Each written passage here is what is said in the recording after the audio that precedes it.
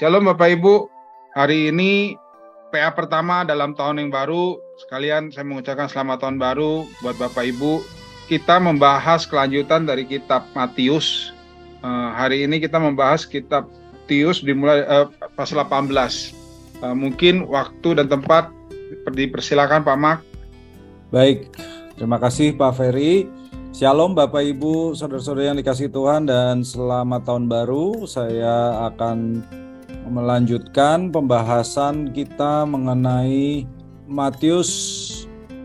Sekarang kita sudah sampai di pasal 8 ayat 18 sampai 34. Ya, baik, seperti biasa kita akan baca dulu ayat-ayat ini. Saya persilakan Pak Ferry.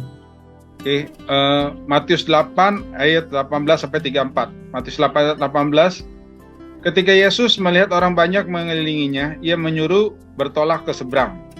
Ayat 19, lalu datanglah seorang ahli Taurat dan berkata kepadanya, Guru, aku akan mengikut engkau kemana saja engkau pergi. Ayat 20, Yesus berkata padanya, serigala mempunyai liang dan burung mempunyai sarang, tapi anak manusia tidak mempunyai tempat untuk meletakkan kepalanya.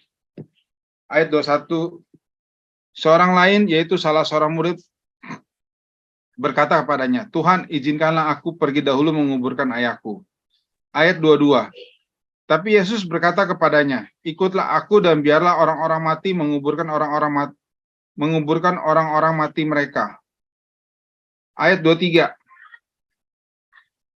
lalu Yesus naik ke dalam perahu dan murid-muridnya pun mengikutinya. Ayat 24, sekonyong-konyong mengamuklah angin ribut di danau itu, sehingga perahu itu ditimbus gelombang, tapi Yesus tidur. Ayat 25, maka datanglah murid-muridnya membangunkan dia, katanya, Tuhan, tolonglah kita binasa. Ayat 26, ia berkata kepada mereka, mengapa kamu takut, kamu yang kurang percaya? Lalu bangunlah Yesus menghadik angin dan danau itu, maka danau itu menjadi teduh sekali. Ayat 27, dan heranlah orang-orang itu, katanya, orang apakah dia ini sehingga angin dan danau pun taat kepadanya.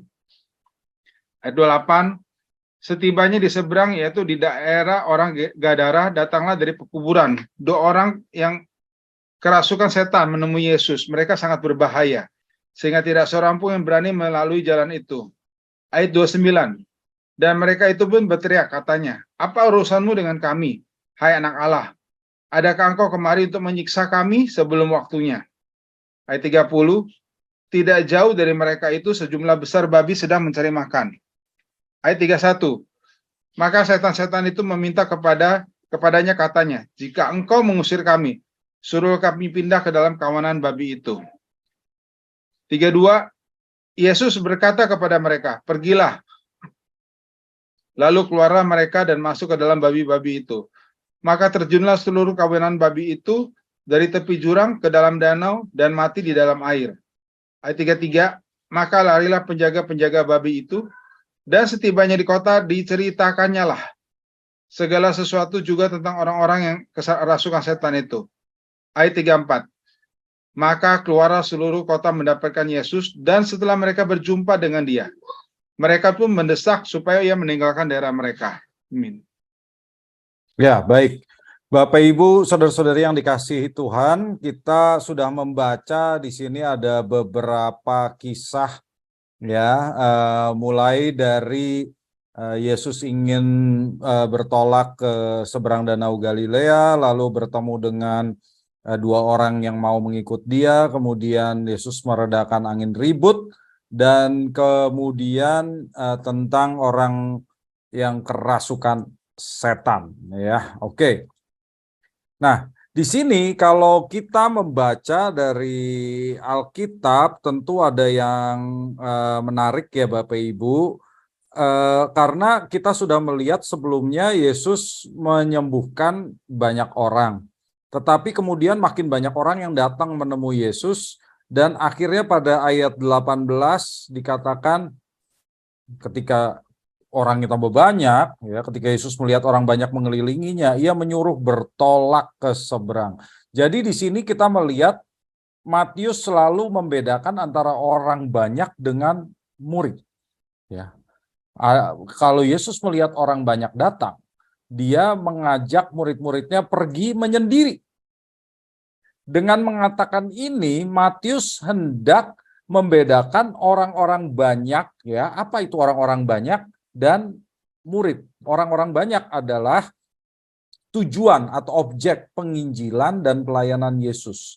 Jadi mereka ini yang dipanggil oleh Yesus untuk bergabung dengan Yesus menjadi murid-muridnya.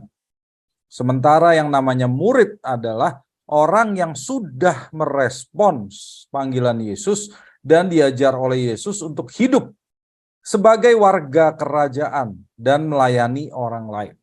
Jadi itu perbedaannya. Orang banyak itu mereka yang belum ikut Yesus tapi dipanggil untuk ikut Yesus. Murid adalah mereka yang sudah ikut Yesus. Ini bukan 12 murid ya, bukan 12 murid. Yang 12 murid itu namanya rasul ya kalau di Matius. Jadi di sini masih orang yang mengikut Yesus dan yang belum mengikut Yesus. Nah, ketika Yesus mengajak mereka bertolak ke seberang, kita perlu mengetahui geografinya dulu. Geografi dari wilayah tersebut. Nah, kita melihat ketika Yesus melakukan mujizat-mujizat itu, Yesus sedang ada di wilayah Galilea ini.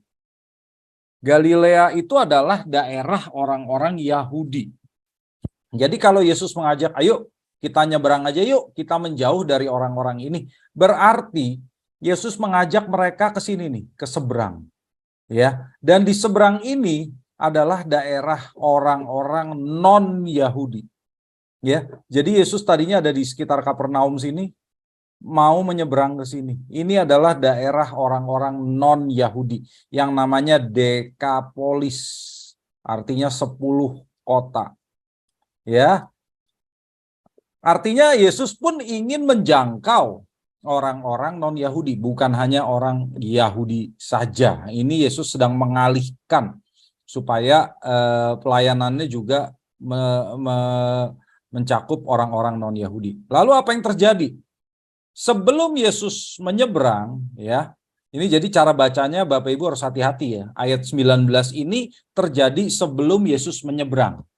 Sebelum Yesus menyeberang, ayat 19 dikatakan, lalu datanglah seorang ahli Taurat dan berkata kepadanya, Guru, aku akan mengikut engkau kemana saja engkau pergi. Nah, ahli Taurat bahasa aslinya dibaca grammateus, ya. Grammateus itu sebetulnya artinya penulis. Penulis atau orang terpelajar. Nah, dulu orang-orang yang berpangkat tinggi dalam pemerintahan juga disebut grammateus, ya. Karena ini berarti orang-orang yang ahli berurusan dengan dokumen tertulis. Karena di zaman itu orang-orang banyak yang buta huruf, Bapak Ibu. Mereka nggak bisa baca. Jadi kalau orang bisa baca, wah dianggap orang pinter. Cuma orang Yahudi memang tingkat melek hurufnya lebih tinggi daripada bangsa-bangsa sekeliling mereka. Karena orang Yahudi dari kecil, orang tuanya mengirimkan mereka ke sinagoga yang punya Beit Midrash untuk belajar tentang Taurat. Jadi orang Yahudi memang lebih melek huruf dibandingkan bangsa-bangsa lain. Tetapi orang-orang yang pandai berurusan dengan dokumen, surat, kitab suci itu sedikit.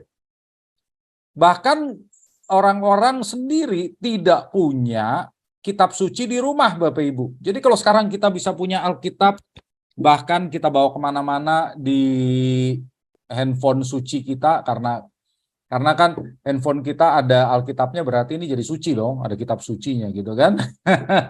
Dulu, waduh, satu rumah itu nggak punya kitab suci. Kitab suci hanya ada di sinagoga.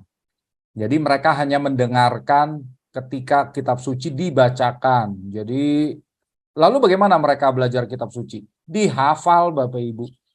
Orang-orang Yahudi itu menghafal kitab suci karena mereka nggak punya di rumah. Ya, luar biasa ya. Kita sekarang suruh hafal aja susah sekali. Mereka menghafal seluruh Taurat dengan cara dinyanyikan, di ngaji, ya caranya ngaji. Jadi mereka ingat lagunya gitu. Jadi bisa hafal. Ya. Oke, jadi siapa sih ahli Taurat ini? Ahli Taurat itu ada kemungkinan yang dimaksud begini, Bapak Ibu. Pertama, sofer. Bacanya sofer, ya. Sofer ini artinya penyalin Taurat. Taurat itu di zaman dulu disalin pakai tangan, Bapak Ibu. Belum ada mesin cetak, belum ada mesin fotokopi. Jadi kalau mau menyalin Taurat harus pakai tangan. Nah, orang yang menyalin Taurat itu namanya sofer, ya. Tapi kalau dalam bahasa Yunani grammates, ahli Taurat. Dan sofer ini bukan cuma menyalin Taurat kerjanya, dia menulis dokumen legal yang sesuai dengan Taurat. Contohnya apa? Surat nikah. Nah, kalau orang zaman dulu mau nikah, yang nulis akte nikahnya itu si ahli Taurat, si sofer, ya. Kalau orang cerai, yang nulis surat cerainya juga si ahli Taurat, gitu loh, ya. Ada perjanjian-perjanjian sesuai Taurat, ya orang ahli Taurat yang nulis. Tapi mereka juga menulis dokumen-dokumen lain. Contohnya, ya, ini tefilin namanya. Tefilin. Ya, tefilin itu kotak-kotak hitam ini yang dipakai oleh orang Yahudi pada saat berdoa. Jadi mereka pakai di kepala, mereka pakai di tangan. Dan setiap doa pagi mereka harus mengenakan tefilin itu. Ya, dan ini sudah ada sejak sebelum zaman Yesus, ya. Jadi kalau saya ditanya apakah Yesus pakai tefilin, saya bilang iya karena dia orang Yahudi yang saleh. Ya, dia menjalankan seluruh hukum Taurat. Jadi saya percaya Yesus kalau doa pagi pun begini, pakai tefilin, ya. Ini kotak isinya ada perkamen ayat-ayat kitab suci, ya, terutama Shema, ya, dan ditaruh di sana, ya, sesuai dengan firman Tuhan. Pakailah itu di kepalamu dan ikatkanlah itu di tanganmu. Jadi orang-orang Yahudi benar-benar menafsirkan ini secara harfiah, ya, dan itu sudah terjadi sebelum Yesus lahir. Jadi saya percaya Yesus juga pakai ini. Lalu mereka juga menulis yang namanya mezuzah. Mezuzah itu ayat kitab suci yang ditaruh di pintu. Jadi kalau orang Yahudi kalau masuk ke pintu rumah, mereka melihat mezuzah di pintu, mereka akan pegang itu dan bawa ke mulutnya seperti dicium. Ya, itu juga isinya Shema dan ayat-ayat yang lain. Ini sesuai dengan Ulangan 11 ayat 18 sampai 20, Bapak Ibu. Jadi kalau Bapak Ibu lihat di film, saya lagi-lagi pakai The Chosen karena itu yang paling mirip, ya. Kalau di The Chosen setiap pintu rumah orang Yahudi ada mezuzahnya. Jadi Yesus pun kalau masuk pasti begitu. Ya, di zaman itu loh. Jadi mereka sudah lakukan itu, dan yang membuat mezuzah dan tefilin adalah sofer, ya. Kedua, si ahli Taurat adalah pakar dalam urusan hukum Taurat, ya, yang mempunyai perwakilan di Sanhedrin. Dan karena mereka mengerti Taurat, maka mereka menjadi penafsir atau guru agama. Bahkan kalau orang yang sudah bisa menafsirkan Injil Kristus disebut ahli Taurat juga. Coba Matius 23 ayat 34, Pak Ferry, silakan. Matius 23 ayat 34. Matius 23 ayat 34. Sebab itu, lihatlah aku mengutus kepadamu nabi-nabi, orang-orang bijaksana, dan ahli-ahli Taurat. Separuh di antara mereka akan kamu bunuh, dan kamu salibkan dan kamu salibkan. Yang lain akan kamu sesat di rumah-rumah ibadatmu, dan kamu aniaya dari kota ke kota. Ya, tuh kan yang dimaksud itu penafsir Injil, bukan penafsir Taurat. Ya, jadi Yesus pun menyebut orang-orang yang bisa menafsirkan ajarannya sebagai ahli Taurat juga, gitu ya. Sebetulnya dalam bahasa aslinya grammates, bukan ahli Taurat tapi penulis atau orang pinter, orang terpelajar, gitu ya. Oke, kita lihat apa yang dilakukan oleh si ahli Taurat yang datang ke kepada Yesus ini.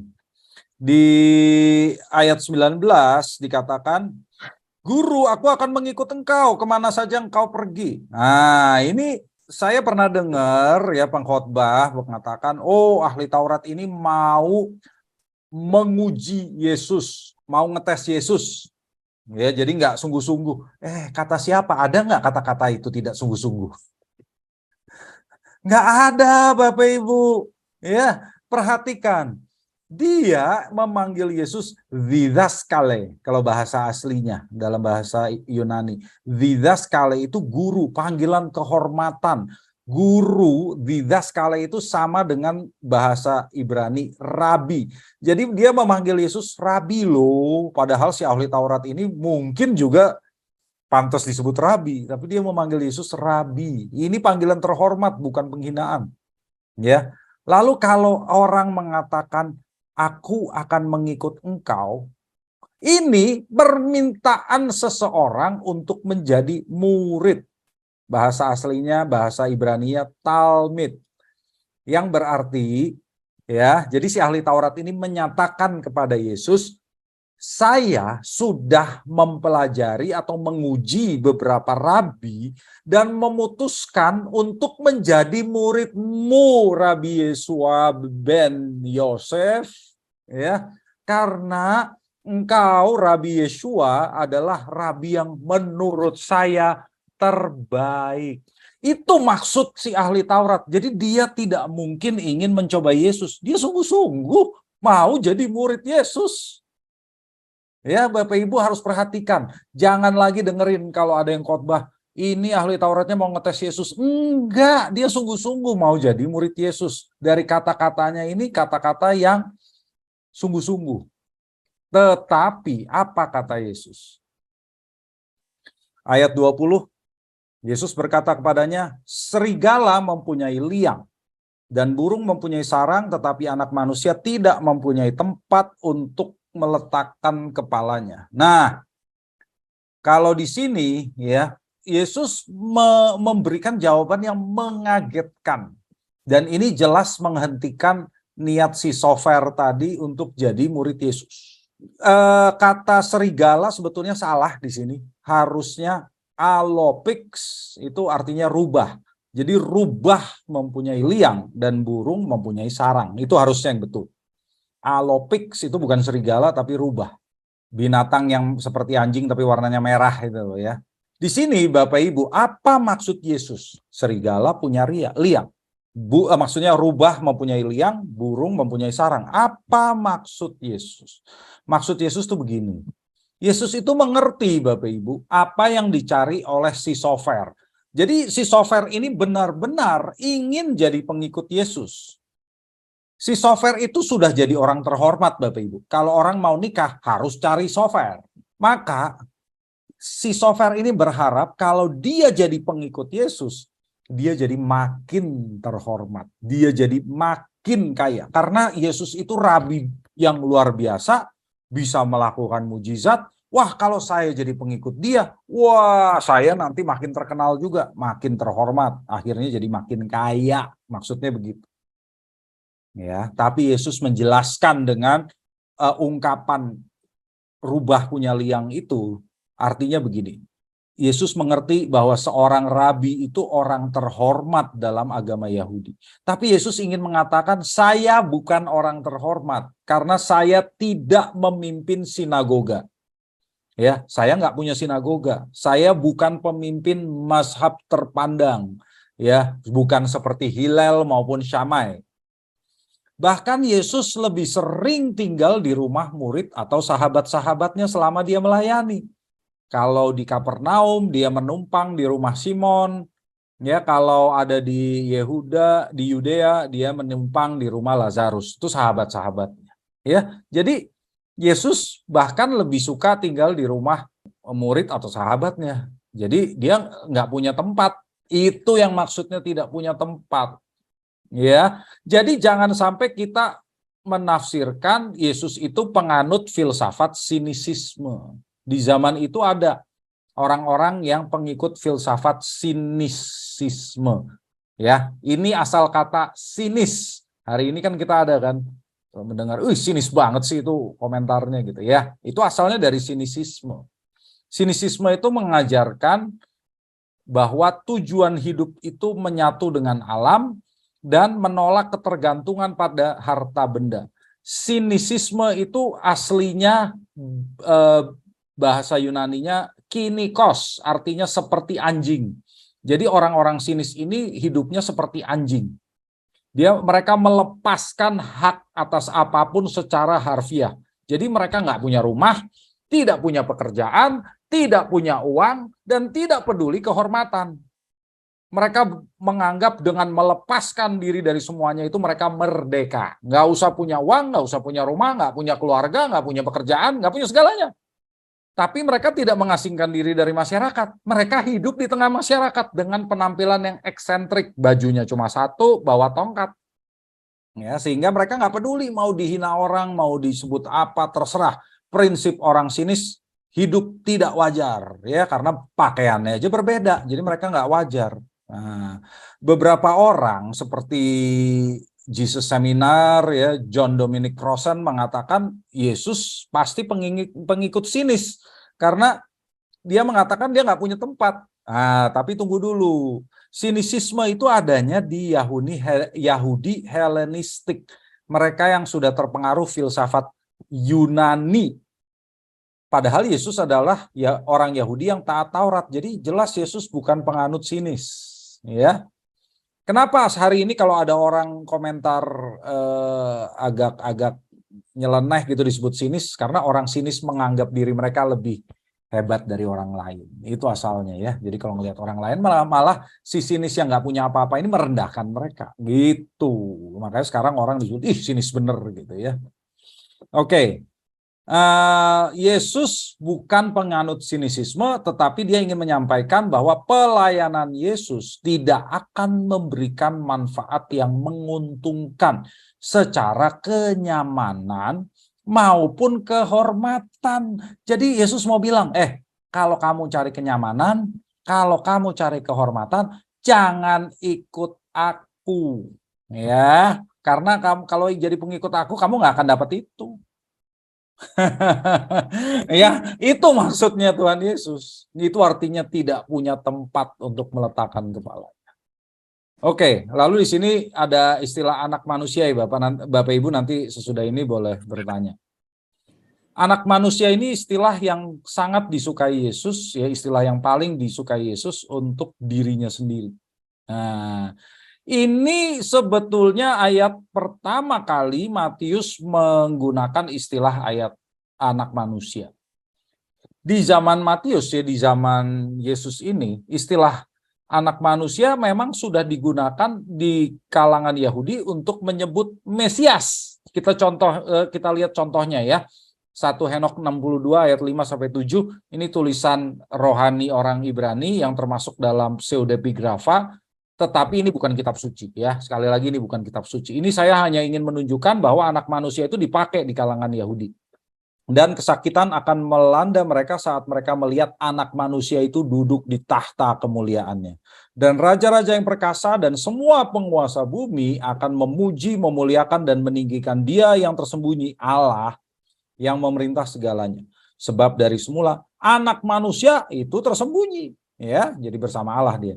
Dan yang maha tinggi menyimpannya di hadirat kekuasaannya dan menyingkapkannya hanya kepada orang-orang pilihan.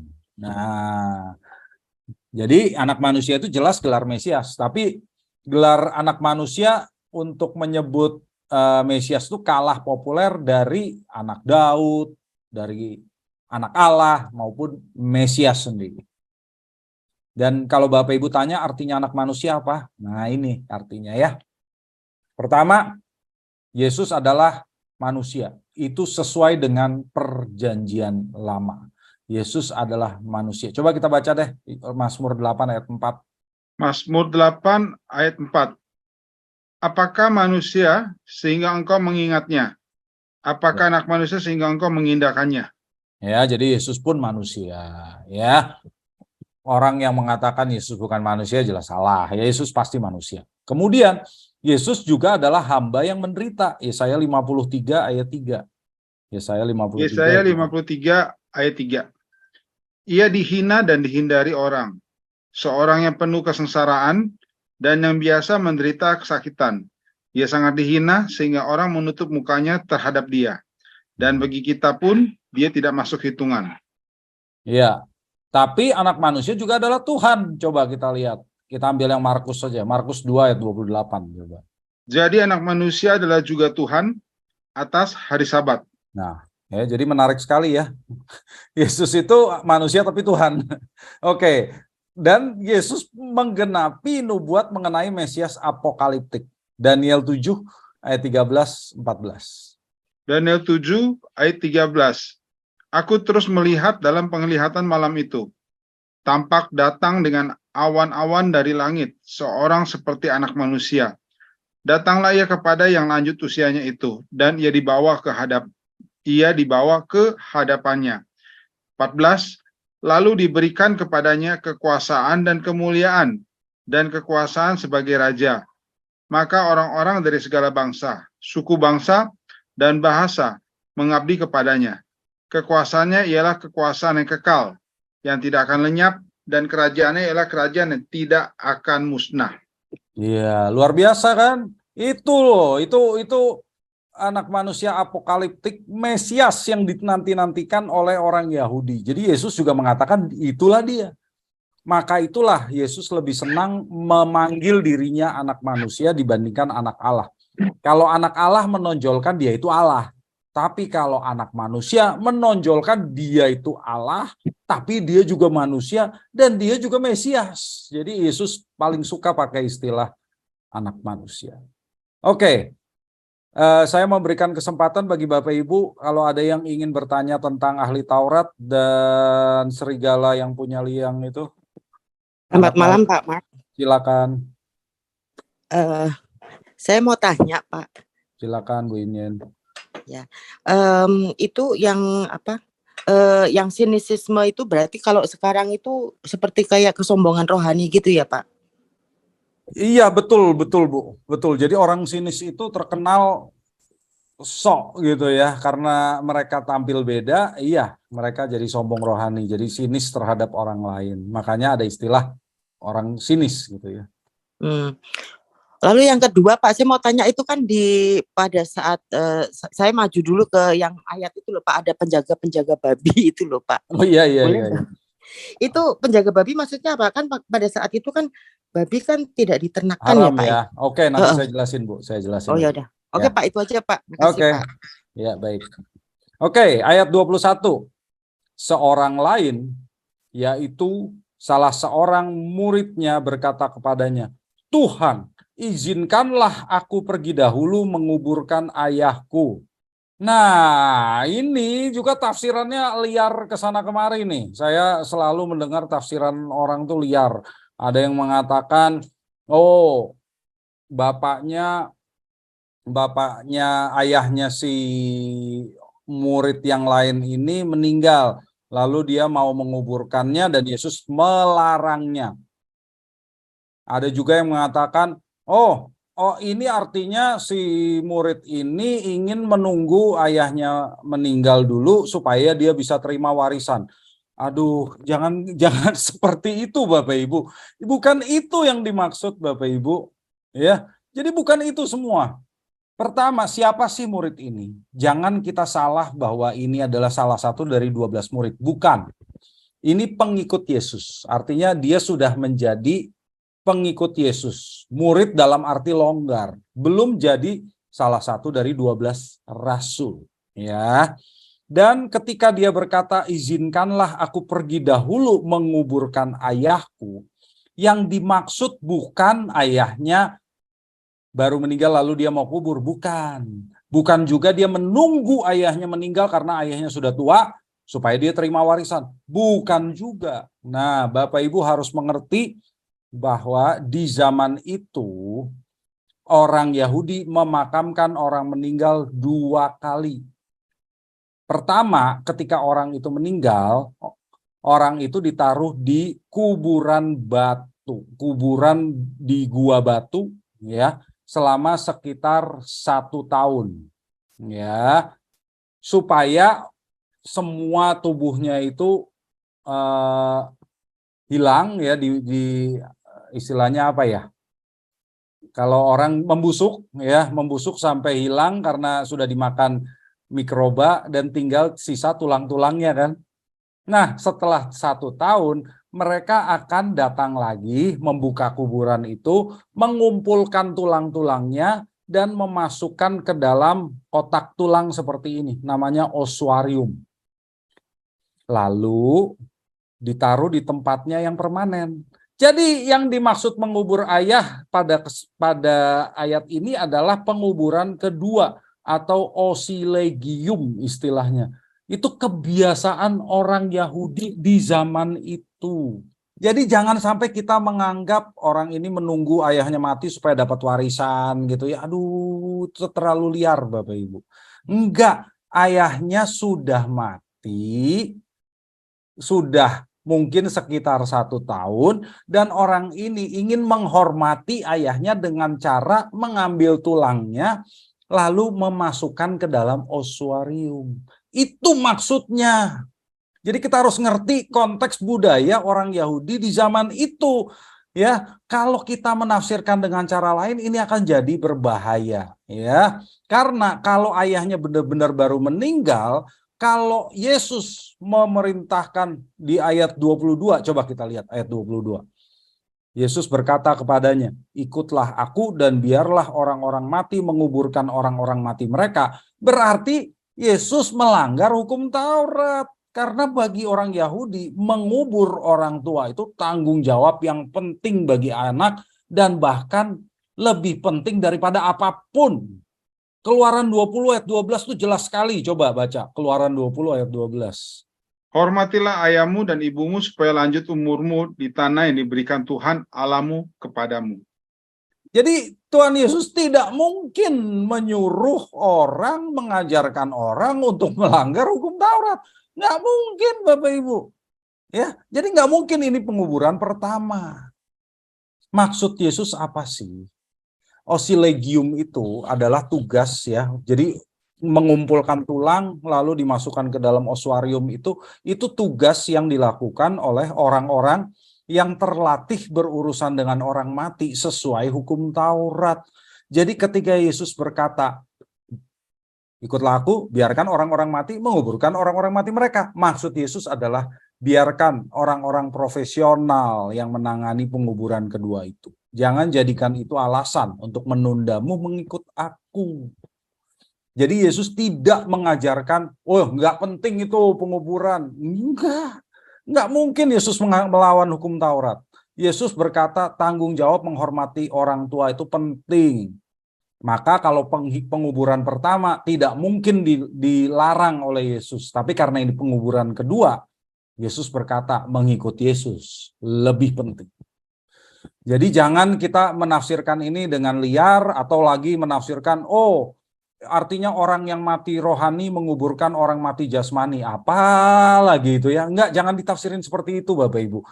Pahamilah budayanya sesuai dengan konteks, maka kita bisa menjelaskan ini dengan masuk akal. Ya, Yesus tidak mengajar hukum Taurat, tapi Yesus mengatakan mengikut dia perlu prioritas. Oke, ada pertanyaan? Pak Mak, Ya, silakan Pak Ferry. ini yang perihal penguburan kedua ini kan emang merupakan adat dari orang Yahudi ya Pak? Betul sekali. Nah, apakah pada saat zaman Yesus ini menjadi istilahnya boleh dilakukan dan boleh tidak untuk yang penguburan kedua ini Pak? Ya, terima kasih Pak Ferry. Sebetulnya itu adalah bagian dari budaya, ya. Jadi bukan Taurat. Makanya Yesus berkata menghormati orang tua itu penting. Tapi kalau penguburan kedua, mendingan kamu kasih aja sama orang profesional, ya. Karena kalau di hukum Taurat nggak ada orang disuruh menguburkan orang 2 kali, itu nggak ada. Tapi prakteknya di zaman itu seperti itu. Jadi itu budaya gitu loh. Yesus berkata kalau yang ini tuh budaya, bukan Taurat. Jadi kalau kamu menyerahkan itu kepada orang lain, kamu nggak melanggar Taurat sebetulnya. Makanya Yesus juga waktu mati dikuburnya di gua dulu kan. Nanti 1 tahun kemudian dia akan dipindahkan. Rencananya begitu. Pak Mak, mungkin itu berhubungan budaya tuh dari waktu Yusuf mati di Mesir itu kali ya Pak ya? Iya, kemungkinan itu tuh hubungannya. Tapi itu udah lama sekali ya. Ya mungkin turun Iya, itu temurun. bener juga Terus, sih mungkin itu. Ya. terus kalau Iya. ada hubungannya dengan pembagian warisan nggak ya Pak Mak? Kalau menurut saya enggak. Menurut saya enggak. Bukan itu yang dimaksud. Ya. Oke Pak. Iya. Iya. Selamat malam Pak Mar. Sorry saya off kamera. Malam Pak Edwin. Ya. Kenapa dipakai kata orang mati ya? Ini kan Pak Mar bilang itu orang-orang yang profesional yang mengurus orang-orang tulang-tulang orang mati itu, tapi di bagian kenapa Tuhan Yesus bilang orang mati? Biarkan orang mati menguburkan orang mati. Iya. Kata orang Ya. mati yang pertama itu, Pak. Terima kasih. Ya, makanya tadi kan saya katakan ada orang yang mengatakan itu orang-orang yang mati rohani menguburkan orang-orang yang mati jasmani, tapi saya nggak menganggap sampai seperti itu sih, gitu ya. Tetapi yang lebih dimaksud oleh Yesus itu itu sebetulnya nggak perlu kamu urusin. Kalau kamu sudah jadi muridku, itu tidak perlu kamu urus sekarang.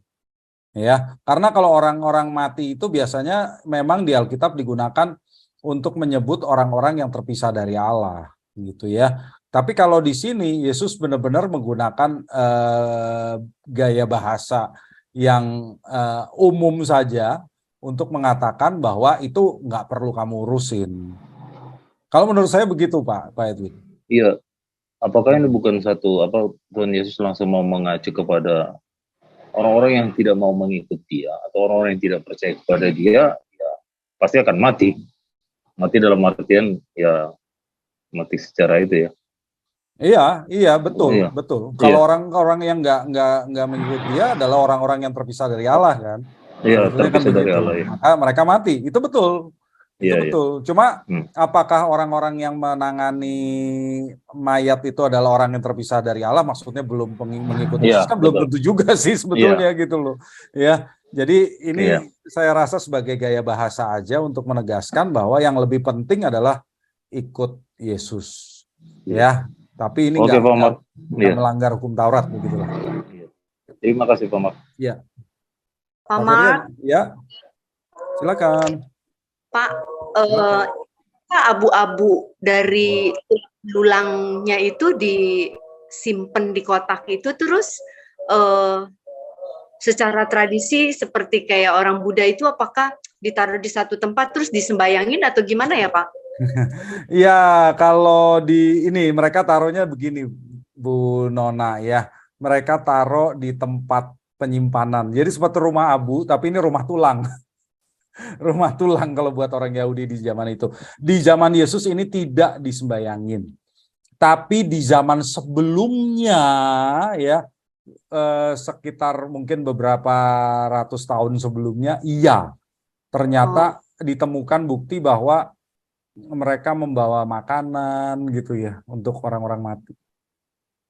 Itu sebetulnya melanggar Taurat, tapi itu ternyata ada yang mereka lakukan seperti itu. Iya. Ya dari bukti arkeologisnya gitu. Iya, baik. Harusnya nggak boleh Bu Nona, harusnya nggak boleh sembayangin. Iya, sama seperti orang Buddha berarti ya Pak ya. Iya. Betul, tapi mereka benar, mereka pernah melakukan itu. Jadi beberapa orang Yahudi ternyata bawa makanan gitu buat orang-orang mati mereka. Oke, baik. Makasih Pak Mar. Iya. Ya Pak Ferry, ada yang mau disampaikan lagi tadi? Pertanyaan saya tadi sama dengan Pak Edwin, Pak. Kenapa pakai kata-kata orang mati, Pak? Iya, ini ya. Kalau menurut saya sih ini untuk menegaskan aja ya. Tapi saya nggak berani mengatakan orang-orang mati itu adalah orang yang nggak mengikuti Yesus gitu ya. Yang melakukan. Secara bahasa aslinya gimana, Pak? Ya kalau bahasa aslinya betul orang mati. Orang mati menguburkan orang mati. Iya, itu betul. Cuma kalau menurut saya itu lebih ke penegasan bahwa ikut Yesus lebih penting gitu aja. Terima kasih, Pak. Iya. Izin tanya Pak Mar. Silakan. Pak Mar, yang tadi Pak Mar jelasin ada murid yang katanya longgar Pak ya? Iya, betul. Ya. Apakah ini yang dimaksud yang apa ya, kejadian di Yohanes pasal 6 ya. Waktu Tuhan Yesus mengatakan bahwa tubuhnya benar-benar makanan, darahnya benar-benar minuman. Terus ada murid-murid yang bilang perkataan ini keras, terus Keras. mereka mundur. Iya, betul, Apakah betul, itu orang-orang sama. ini sama juga yang diutus berdua-dua itu ya? Kalau yang diutus berdua-dua ya, itu ada beberapa kali ya Pak Wardes. Ada yang benar-benar hanya 12 murid, ada yang lebih banyak ya, ada yang lebih banyak daripada itu. Jadi kalau menurut Matius kejadian yang diutus berdua-dua ini belum terjadi kalau menurut Matius gitu ya. Jadi kalau ini sih orang yang sudah ngikut Yesus, maksudnya sudah menyerahkan diri kepada Yesus, tapi dia mau melakukan ini aja, tanggung jawab dia, tugas dia untuk penguburan gitu. Ya, jadi belum jadi salah satu dari 12 rasul, karena kalau di Matius pemanggilan 12 rasul belum dilakukan itu. Oke. Baik, makasih Pak Mat. Ya Pak Wardes. Jadi artinya sih betul sama dengan Yohanes 6. Oke, kita lanjutkan dulu ke bagian yang lebih seru. Judulnya juga hari ini sama gitu ya. Jadi moga-moga nanti pertanyaannya lebih banyak lagi. Kita lihat di ayat 23 dan 24. Lalu Yesus naik ke dalam perahu dan murid-muridnya pun mengikutinya. Nah, ini murid-murid yang mana nih gitu ya. Karena 12 rasul belum dipilih. Sekonyong-konyong mengamuklah angin ribut di danau itu sehingga perahu itu ditimbus gelombang, tetapi Yesus tidur. Nah, banyak orang juga bertanya-tanya gitu ya, kok bisa sih danau kok bisa badai, ada angin ribut? Nah, Bapak Ibu harus mengerti juga posisi Danau Galilea. Danau Galilea itu terletak 212 meter di bawah permukaan laut. Wow, rendah sekali loh Bapak Ibu. Kita Jakarta itu sekitar permukaan laut tingginya. Ada yang lebih tinggi, ada yang lebih rendah. Ini 212 meter di bawah permukaan laut loh. Rendah sekali Bapak Ibu. Ya. Dan di sekeliling Danau Galilea pegunungannya tingginya 800 meter. Jadi bayangin aja, udah dia rendah begitu, di atasnya itu gunung-gunung tinggi, bukan gunung ya, pegunungan tinggi, tebing-tebing setinggi 800 meter. Jadi kalau ada angin kencang di musim semi dan di musim gugur, angin dari timur bisa berakibat badai dengan ombak setinggi 3 meter. Ini foto asli Danau Galilea Bapak Ibu. Jadi Danau Galilea itu memang bisa badai seperti ini. Dan kalau perahunya kecil menghadapi ombak setinggi 3 meter, ya bisa terbalik. Ya enggak, bisa terbalik Bapak Ibu. 3 meter loh ombaknya. Ya. Nah, kita lihat nih Bapak Ibu, seperti apa sih perahu orang-orang yang nelayan di zaman itu. Perahunya orang-orang Galilea itu seperti ini. Ya. Panjangnya 8 meter. Bisa memuat hingga 16 orang ya. Punya satu layar ya, ini kemudinya, lalu ada dayung untuk mengarahkan ya. Dan kurang lebih panjangnya seperti truk gitu ya, bukan truk, ini mobil box, panjangnya seperti mobil box. Isinya bisa sampai 16 orang. Nah, yang diceritakan di Markus 4 ayat 8, Yesusnya tidur di buritan di sini. Namanya buritan ya, ini haluan, kalau bagian depan tuh namanya haluan, ini buritan. Yesus tidur di sini dengan karung pasir pemberat sebagai bantalnya. Jadi di perahu-perahu itu ada karung-karung pasir ya, tujuannya supaya menjadi pemberat supaya perahunya itu jadi stabil.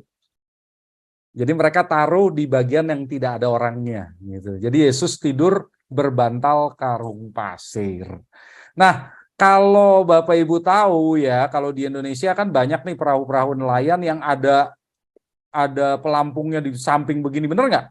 Ya, ini kan lebih stabil tuh kalau kena ombak tinggi. Nah, perahu Galilea tuh nggak ada. Jadi kalau dihajar ombak 3 meter bisa terbalik Bapak Ibu. Ya, jadi nggak heran itu.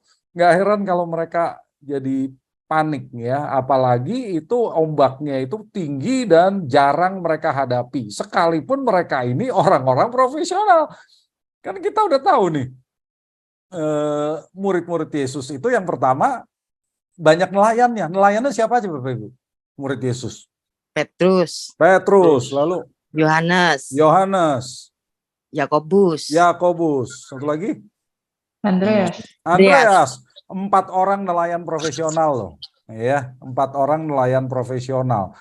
Tapi mereka panik, ya berarti badainya memang lagi besar sekali ini, ya, di tengah malam. Padahal mereka udah biasa, Bapak Ibu, kalau berlayar tengah malam ada badai, ya biasa. Tapi ini kali ini memang lebih luar biasa. Makanya mereka berkata di ayat 25 dikatakan, maka datanglah murid-muridnya membangunkan Yesus ya yang lagi tidur. Tuhan, tolonglah kita binasa. Wah, takut mereka. Jadi mereka gentar ini. Mereka gentar ya. Padahal lucu nggak sih Bapak Ibu? Coba kita bayangin, lucu nggak? Mereka ini nelayan profesional. Kok membangunkan seorang tukang kayu yang nggak biasa menghadapi badai? Loh mereka yang biasa loh. Kok malah bangunin tukang kayu, gimana sih? Kan lucu tuh. Ya, jadi kita harus paham, para murid membangunkan Yesus karena percaya loh. Yesus itu sanggup melakukan sesuatu. Kalau Yesus tidak berkuasa, dia tidak akan berdaya sama seperti mereka yang memang profesional, mereka saja sudah tidak berdaya. Makanya mereka bangunin Yesus yang mereka percaya pasti bisa mengatasi masalah itu. Jadi tolong, kalau dengar khotbah yang menyimpang dari ini, coba dah ya, Bapak Ibu coba bayangkan, mereka orang profesional sudah biasa berlayar di tengah badai, kok sampai panik dan membangunkan seorang tukang kayu yang tidak pernah menghadapi badai. Alasannya apa? Karena mereka percaya Yesus sanggup melakukan sesuatu untuk menyelamatkan mereka. Jadi kalau mereka nggak percaya, mengapain mereka bangunin Yesus? Mereka percaya. Tapi waktu Yesus bangun di ayat 26, apa kata Yesus? Mengapa kamu takut, hai kamu yang kurang percaya? Nah, kurang percaya dalam bahasa aslinya, oligopistos. Oligopistos artinya apa? Bukan tidak beriman. Beriman, pistos itu beriman, tapi imannya kurang. Artinya beriman tapi kurang bermutu karena imannya tidak sebagaimana mestinya. Jadi Bapak Ibu harus bisa memahami apa kata Yesus. Bapak Ibu harus bisa melihat apa kata Yesus di sini. Yesus ini sebetulnya bukannya senang dibangunin. Yesusnya justru nggak mau dibangunin. Oh, saya capek. Ya, saya udah kecapean sebagai manusia. Yesus tuh capek. Ya, kok dibangunin itu loh. Kita harus mengerti bahwa iman yang kurang percaya ini menurut Yesus itu iman yang tidak sebagaimana mestinya. Iman yang benar menurut Yesus itu mengenali Yesus sebagai anak Allah yang menjamin keselamatan kekal mereka. Sekalipun kondisi tidak menjanjikan. Jadi sekalipun kondisi badai, topan, apa. Loh kalau kamu percaya aku ini anak Allah, kamu nggak perlu takut. Apa artinya Bapak? Bersama Yesus nggak ada bedanya. Yesus mau bangun, mau tidur, nggak ada bedanya. Kalau mereka menganggap Yesus baru bisa melakukan sesuatu waktu dia bangun, itu nggak bermutu kata Yesus. Nggak ada bedanya mau aku bangun, mau aku tidur. Kalau kamu murid-murid percaya aku Yesus sebagai anak Allah, dalam kondisi mengerikan pun nggak perlu takut. Ya, jadi Yesus itu menegur para murid karena para murid memang hanya percaya Yesus sanggup melakukan mujizat. Tapi para murid tidak mengenali siapa Yesus sebenarnya. Jadi Yesus berkata, imanmu kurang berkualitas karena kamu hanya kenal aku sebagai pembuat mujizat, bukan sebagai anak Allah. Ya. Jadi Yesus nih kesel, kok kamu bangunin aku lagi tidur. Bukannya malah Yesus senang dia tidur dan Yesus tidak ingin dibiarkan tidur. Salah. Saya pernah dengar kok orang berkhotbah seperti itu, Bapak Ibu.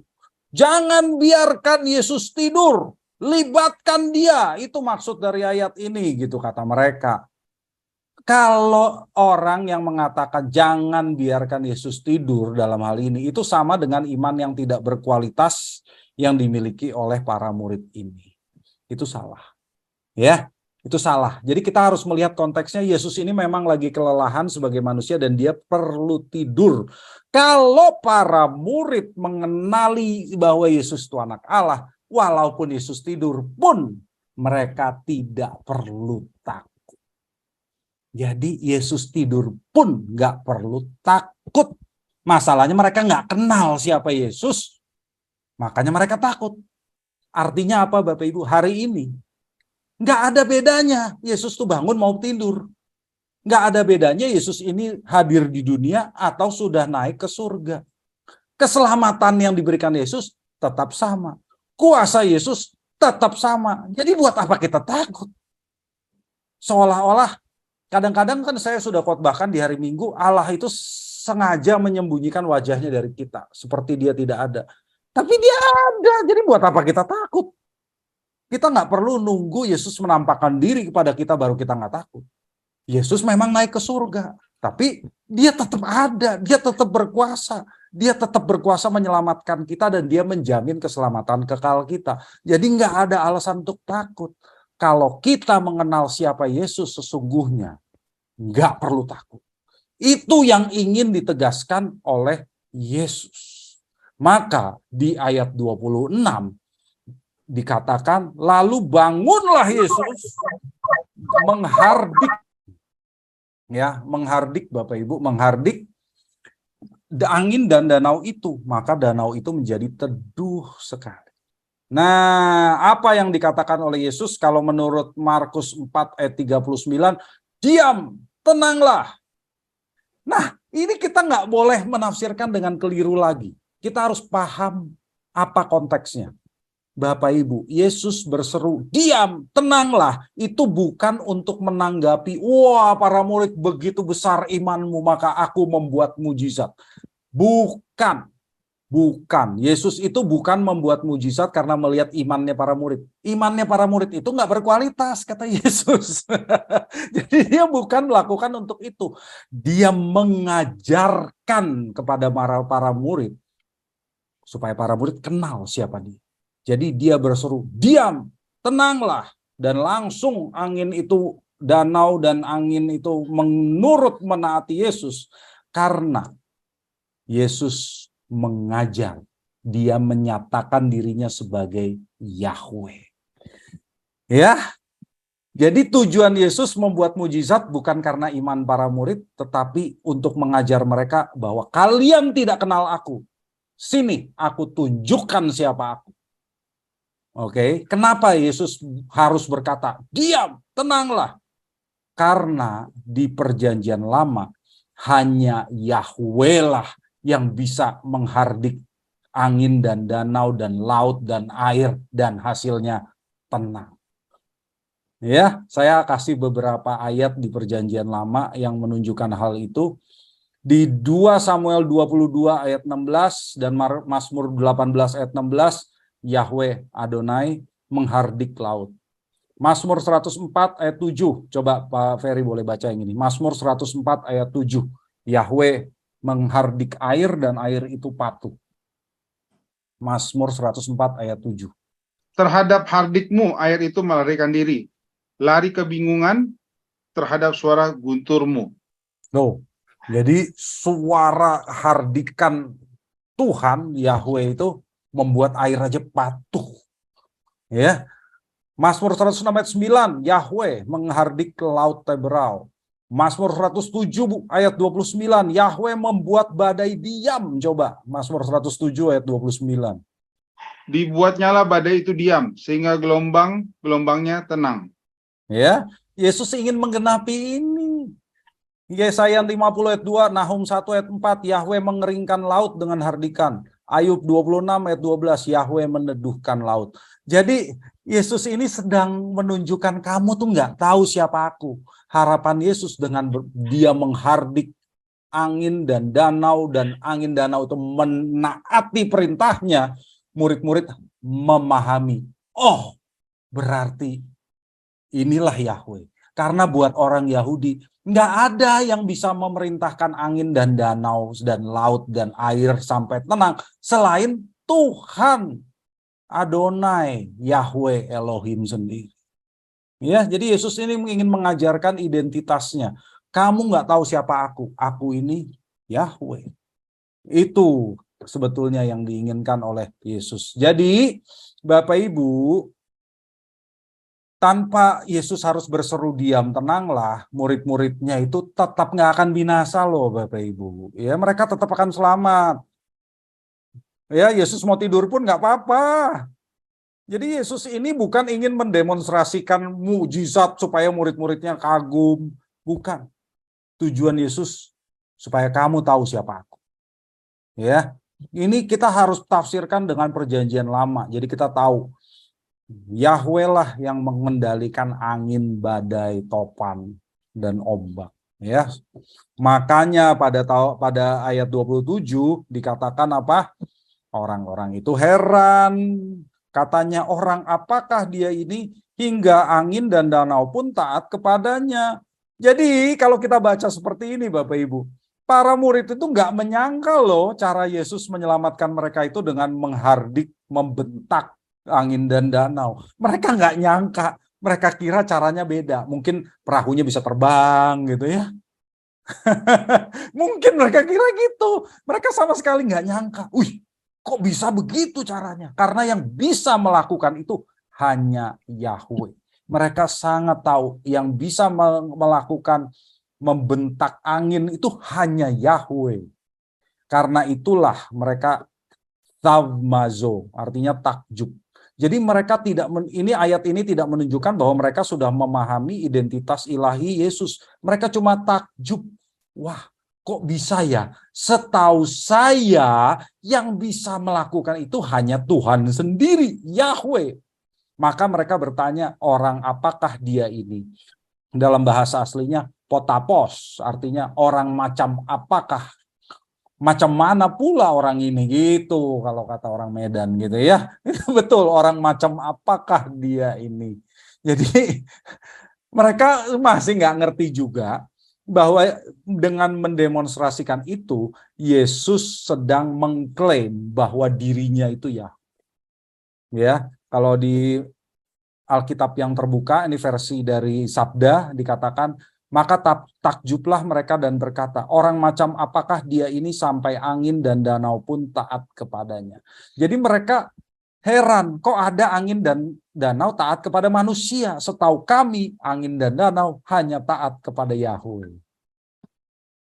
Ya, oke, silakan. Ada pertanyaan Bapak Ibu?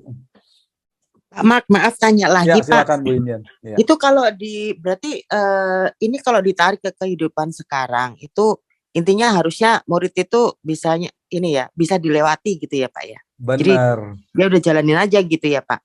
Ya betul. Jadi kita jangan sampai down sampai merasa Tuhan di mana engkau? Itu sama dengan para murid ya yang sebetulnya betul percaya tapi percayanya kurang berkualitas gitu loh. Jadi percaya yang diinginkan Yesus itu kita percaya dia menjamin loh keselamatan kekal aku loh.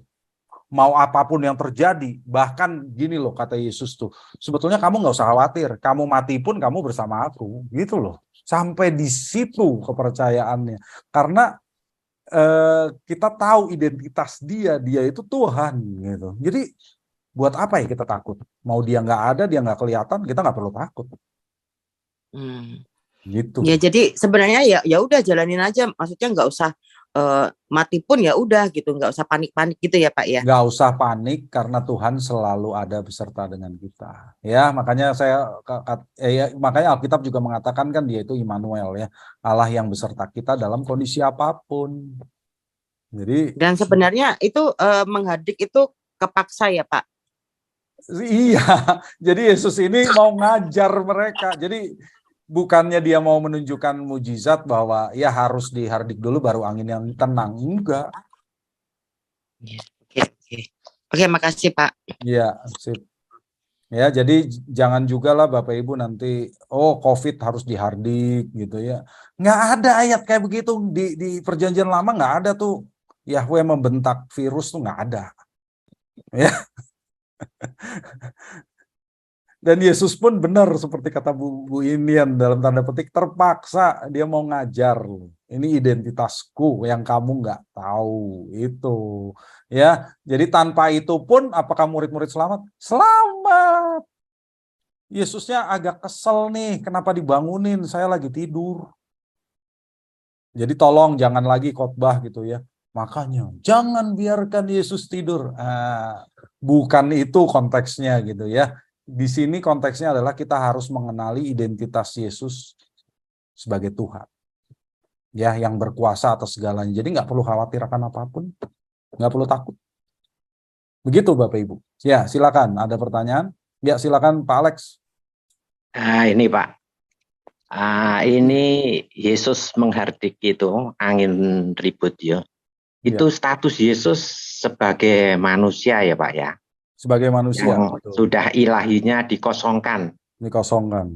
Betul ya. Betul. Jadi pakai kuasa apa Yesus menghardik itu? Apakah ini langsung kuasa dia otomatis jadi ilahi sebentar gitu? Terus nanti setelah selesai jadi manusia lagi atau bagaimana Pak? Tolong dijelaskan. Ya, oke. Ya, thank you Pak Alex. Ya, kan gini, kalau kita berpikir secara filsafat ya, Allah mungkin berhenti jadi Allah nggak? Mungkin nggak Tuhan tuh ngelihat, aduh dunia ini nyebelin bener ya, tuh manusia-manusia itu menyebalkan. Udah saya bosen jadi Allah. Besok aku nggak mau jadi Allah lagi. Bisa nggak begitu? Nggak bisa. Nggak bisa. Allah itu nggak mungkin bosen jadi Allah. Allah itu tidak Allah, ya, mungkin Pak. berhenti jadi Allah. Allah pasti tetap Allah. Jadi Yesus mengosongkan diri bukan berarti dia kehilangan identitas. Identitas dia tetap Allah.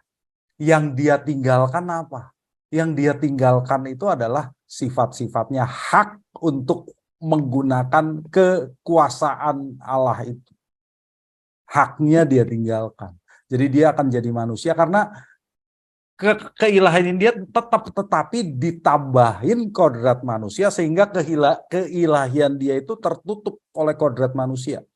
Dalam arti dia nggak bisa mengakses itu kecuali Bapa di surga mengizinkan.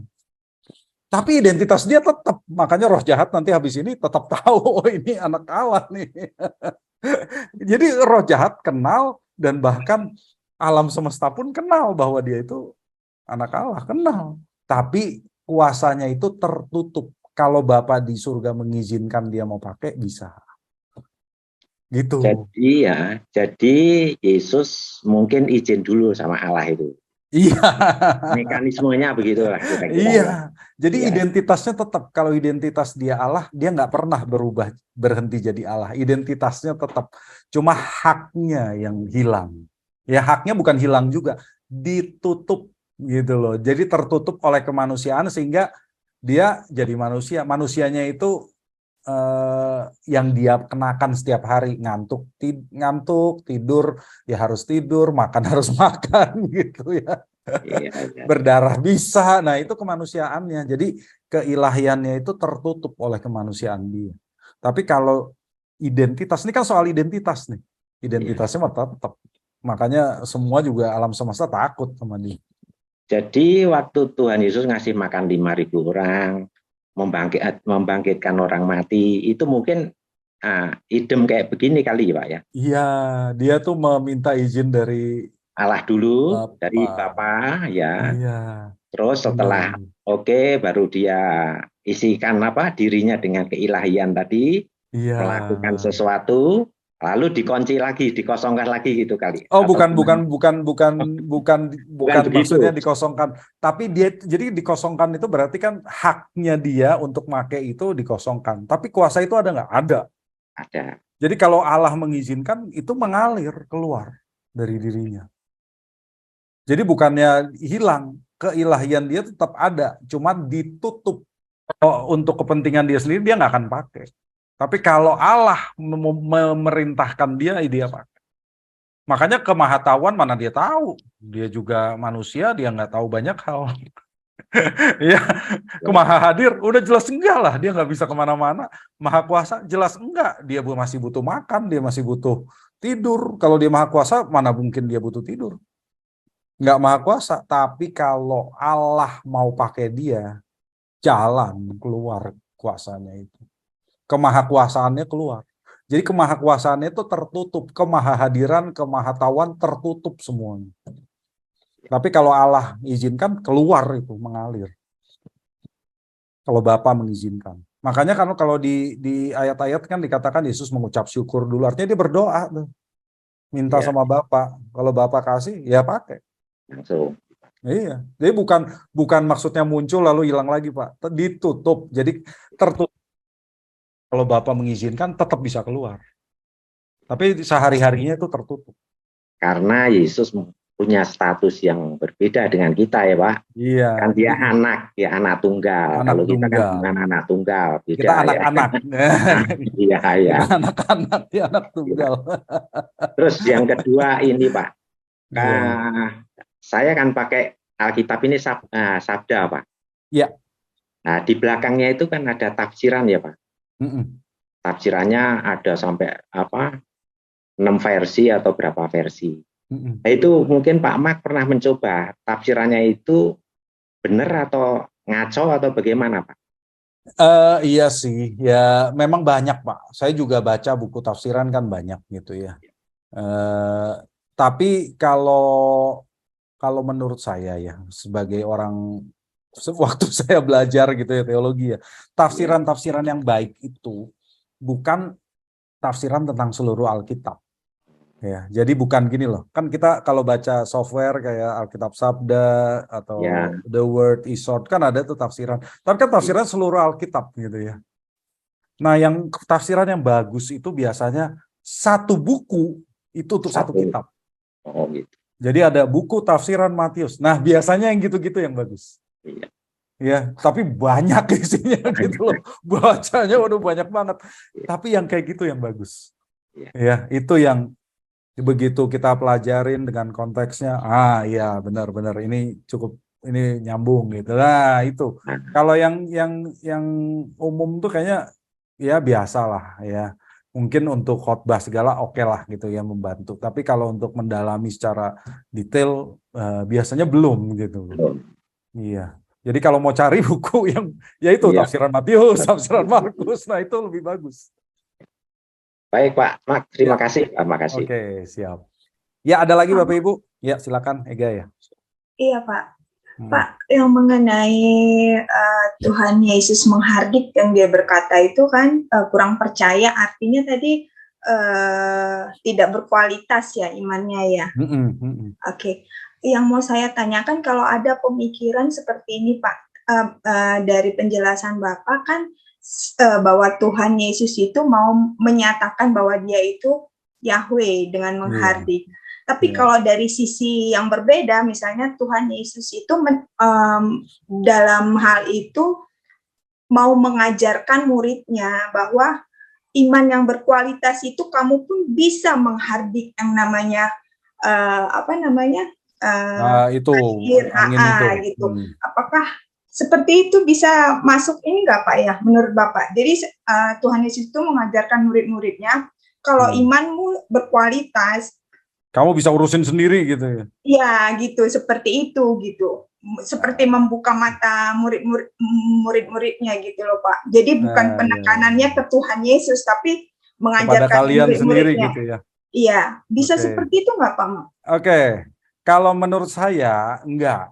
Karena Alkitab itu tidak mengajarkan kita untuk seperti menangani segalanya sendiri, bahkan mengambil alih sesuatu yang ada di haknya Tuhan gitu ya. Jadi saya kira enggak. Karena para murid itu sangat paham Taurat. Dan mereka enggak akan berani menghardik angin danau. Karena di Taurat itu haknya Yahweh. Nggak ada yang taat kepada apapun ya, angin dan air itu tidak akan taat kepada siapapun kecuali kepada Yahweh. Jadi mereka nggak akan punya pikiran ke sana. Yesus pun nggak akan mengajarkan begitu karena Yesus pun nggak mau melawan apa yang diajarkan oleh Perjanjian Lama. Jadi nggak mungkin. Ya. Lalu yang diinginkan oleh Yesus itu kenapa kamu itu harus tahu siapa aku, ya, artinya bukan kalau kamu punya iman yang besar kamu bisa nanganin ini sendiri, bukan. Kalau kamu punya iman yang besar, kamu tahu aku ada bersama dengan kamu, maka kamu nggak perlu takut. Makanya disebut kamu jangan takut, kan? Kenapa kamu takut? Jadi sebetulnya begitu, kalau imanmu besar kamu nggak perlu takut. Bukan kamu bisa hardik sendiri, enggak. Kalau imanmu besar, tenang aja. Oke, badai segala macam, nggak akan terjadi apa-apa, kata Yesus. Gitu. Kalau imanmu besar, nggak usah takut, nggak akan terjadi apa-apa. Ya, jadi masalahnya kan di situ, mengapa kamu takut? Gitu loh, bukannya takut sama badai berarti berani lawan badai. Enggak, karena para murid nggak akan berpikiran ke situ, ya. Mereka paham yang takut badai itu cuma takut kepada Yahweh. Jadi mereka nggak akan bisa menafsirkan, oh mengapa kamu takut? Oh harusnya kamu lawan. Nggak akan. Mereka nggak akan berpikiran ke situ. Ya, jadi harusnya kalau iman kamu berkualitas, nggak usah takut. Tenang aja, nggak bakal mati. Itu kata Yesus. Ya, jadi kita berpikirannya jadi agak beda gitu ya. Harusnya bukan ditengking, bukan. Tenang aja. Nggak akan mati kok gitu. Oke, Pak Mah, makasih. Ya, oke. Ada lagi Bapak Ibu? Saya izin bertanya Pak Mat. Silakan. Ya, berkaitan dengan pertanyaan yang barusan dari Ya, Bapak Saudari Ibu. Eka. Ya. Mohon penjelasannya Bapak. Kemudian bagaimana korelasinya dengan Lukas pasal 17? Kalau Tuhan di situ berkata, kalau imanmu sebesar biji sesawi, kamu dapat berkata kepada pohon ara ini, terbantulah dan dia akan taat kepadamu. Ya. Dan yang kemarin, yang barusan kan Pak, angin dan laut taat. Betul. Nah di sini pun ada kata yang sama, taat kepadamu. Konteksnya kan kepada murid-muridnya. Betul. Seperti itu, Pak. Makasih. Iya, oke. Ya, sebetulnya yang mengenai pohon ara ini aku udah pernah bahas ya sama Pak Wardes ya. Aku udah pernah bahas, jadi mungkin nanti bisa dicek di khotbahku ya di channel GSKI Pluit. Jadi sebetulnya yang dimaksud juga bukan secara nyata, secara harfiah. Oh, kamu kalau beriman perintahin pohon ara masuk ke dalam air juga dia taat. Ya kenyataannya kan nggak ada tuh manusia yang pernah melakukan seperti itu kan. Kenyataannya kan nggak ada. Jadi bukan itu juga sih maksudnya gitu loh. Ya, jadi nanti Pak Wardes bisa cek, saya agak lupa ini judulnya ya. Nanti saya tulis di WA deh. Ya, saya pernah bahas kan sebetulnya nggak pernah juga ada manusia yang bisa memerintahkan pohon ara masuk ke dalam laut, nggak ada gitu loh ya. Jadi ya itu juga ungkapan dari Tuhan Yesus. Jadi bukan itu sih maksudnya gitu. Ya nanti saya kirimkan link khotbahnya biar nggak terlalu panjang ya Pak Waris ya. Oke, ada pertanyaan. Terima kasih Pak. Ya, ada pertanyaan dari Bu Lingling. Tuhan Yesus pas di dunia kan mengosongkan, mengambil rupa jadi manusia. Berarti kan beda Bapa dan Yesus anak Allah. Betul. Berarti menghardik badai pakai kuasa Bapa atas izin Bapa. Betul. Kata Yahweh itu bisa Bapa dan bisa Yesus dan Roh Kudus, ya Pak. Atau Yahweh itu cuma Bapa Yahweh saja yang nggak kelihatan, yang kelihatan cuma utusannya Yesus, status anak Allah yang kelihatan. Apa benar ya Pak? Iya, jadi Yahweh itu nama Allah Israel. Ya, Allah Israel. Dan Allah Israel itu Bapa, Anak, Roh Kudus. Ya, jadi ketika Yesus di bumi, kalau dia memanggil Allah Adonai, ya, kalau dia baca Alkitab, dia baca Adonai, itu dia memanggil Bapa tentunya. Tetapi dia ingin memberitahukan kepada para muridnya bahwa yang namanya Yahweh Adonai itu bukan cuma Bapa yang di sana, ya, tapi dia ini perwujudan Adonai di bumi. Ya, orang Yahudi nggak pernah membaca Yahweh itu Yahweh ya, YHWH.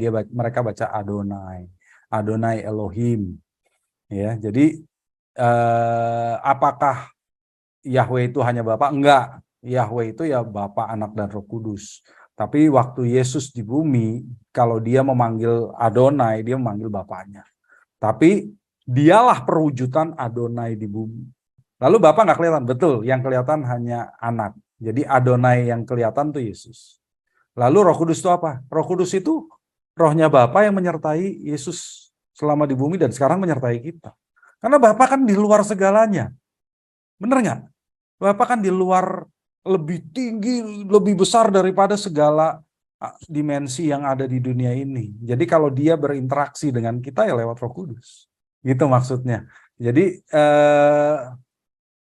Yahweh itu Tritunggal.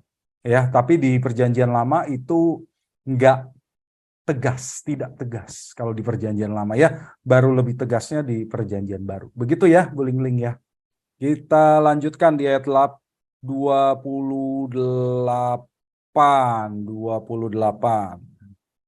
Ini soal si orang yang kerasukan ya.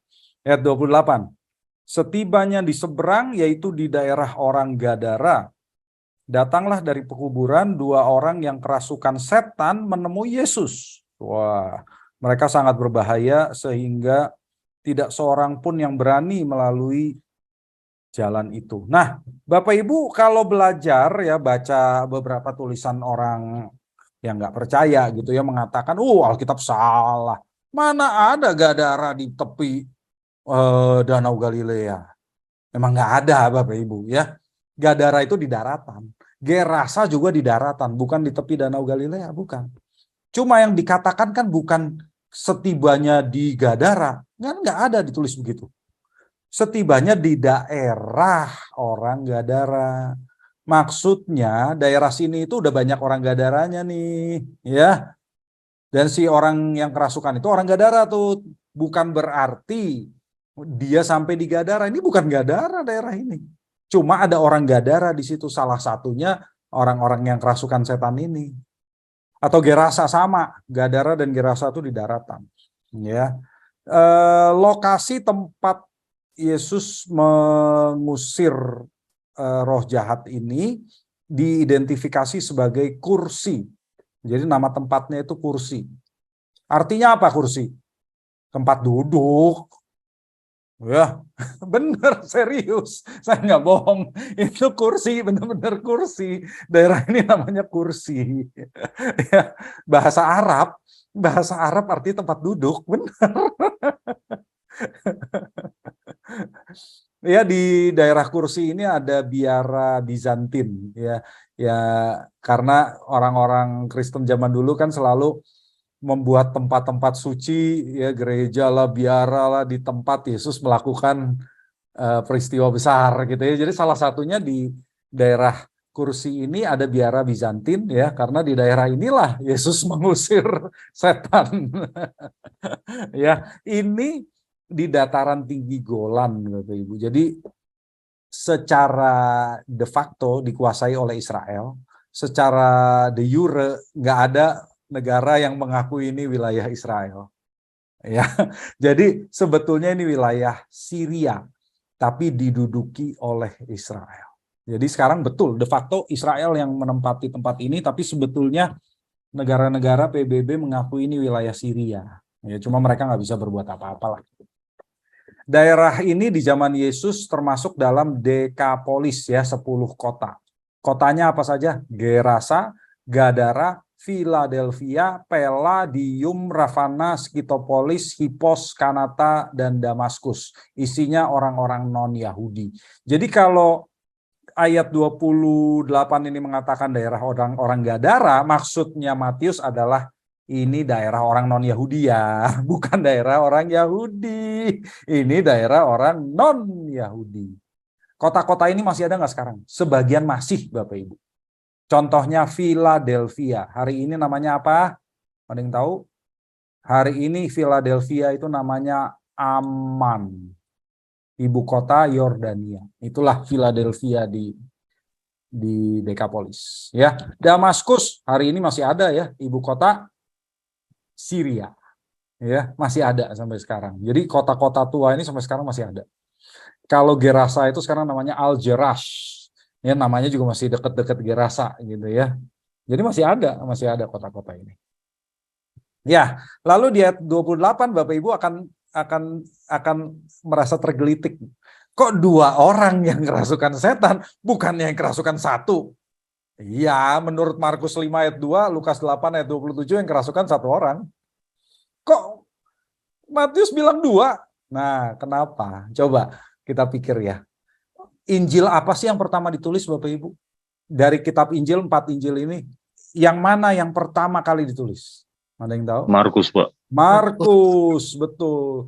Jadi Markus memang sudah nulis duluan. Matius membaca Markus. Dan begitu dia lihat 1 orang kerasukan.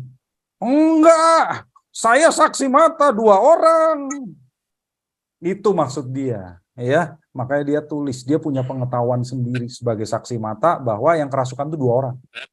Markus, Lukas bukan saksi mata. Mereka mendengar cerita dari murid-murid Yesus. Murid Yesus cuma berkata kan, "Weh, ada orang kerasukan." Nah, orangnya 1 atau 2 kan murid Yesusnya nggak cerita, yang penting ada orang kerasukan. Tapi Matius tahu ada 2. Ya, makanya Matius tulis 2. Karena Matius pakai Markus dan ingin mengoreksi Markus. Jadi yang betul 1 atau 2? Yang betul 2. Ya. Dalam narasi Matius juga tidak disebutkan nama roh yang merasuki orang ini. Tapi kalau di Injil yang lain ditulis legion. Artinya banyak. Karena 1 legiun Romawi itu terdiri dari 6.000 orang. Jadi ada 6.000 roh jahat. Wih, keren. Banyak. Tapi Matius menganggap itu nggak penting buat Matius. Ya, padahal kalau ini sering ditafsirkan begitu. Kalau kamu udah tahu namanya, kamu bisa ngalahin dia, gitu loh. Ya, bagi orang Yahudi itu begitu. Makanya di Injil yang lain ditulis, Yesus bertanya dulu, "Siapa namamu?" Dia jawab legion. Nah, itu udah bisa dikalahkan. Tapi bagi Matius enggak, itu enggak penting bagi Matius. Ya. Oke, ayat 29 apa yang terjadi? Dan mereka itu pun berteriak katanya, "Apa urusanmu dengan kami, hai anak Allah? Adakah engkau kemari untuk menyiksa kami sebelum waktunya?" Jadi setan-setan ini, roh-roh jahat ini mengenali Yesus sebagai anak Allah. Hebatnya mereka mengenali Yesus sebagai anak Allah bahkan sebelum para murid mengakui Yesus itu anak Allah. Ya, benar nggak? Kalau kita baca Matius dari awal, ini pertama kalinya loh Yesus diakui sebagai anak Allah oleh setan-setan, bukan oleh murid. Lucu kan? Yang ngaku itu pertama tuh setan-setan yang ngaku. Ya, jadi identitas Yesus sebagai anak Allah itu nggak hilang. Ketika Yesus datang, mereka tahu, wah, yang datang Allah ini. Ya, setannya tahu, identitasnya nggak hilang. Dan roh-roh jahat itu merasa Yesus hendak menduduki tempat kekuasaan mereka dan menghukum mereka sebelum waktunya. Roh jahat itu tahu bahwa mereka akan dihakimi. Tahu, ya. Tapi mereka nggak nyangka waktunya secepat itu. Ya, jadi dia nggak nyangka. Cepat amat ya. Kok tiba-tiba waktunya sudah datang? Ini belum waktunya loh. Ya, karena contoh ya, kalau kita ngambil di kitab intertestamental lagi, memang dijanjikan seperti itu. Kehancuran akan terjadi atas para pengintai, the watchers, kalau Bapak Ibu baca di Henok kan ada ya. Dan mereka yang fasik, roh-roh jahat, akan hancur. Udah dijanjikan ada waktunya, kalau kata kitab intertestamental. Jadi roh jahat tahu, oh iya akan terjadi. Tapi kayaknya bukan sekarang deh. Nah, Tapi Yesus kan sudah membawa kerajaan Allah.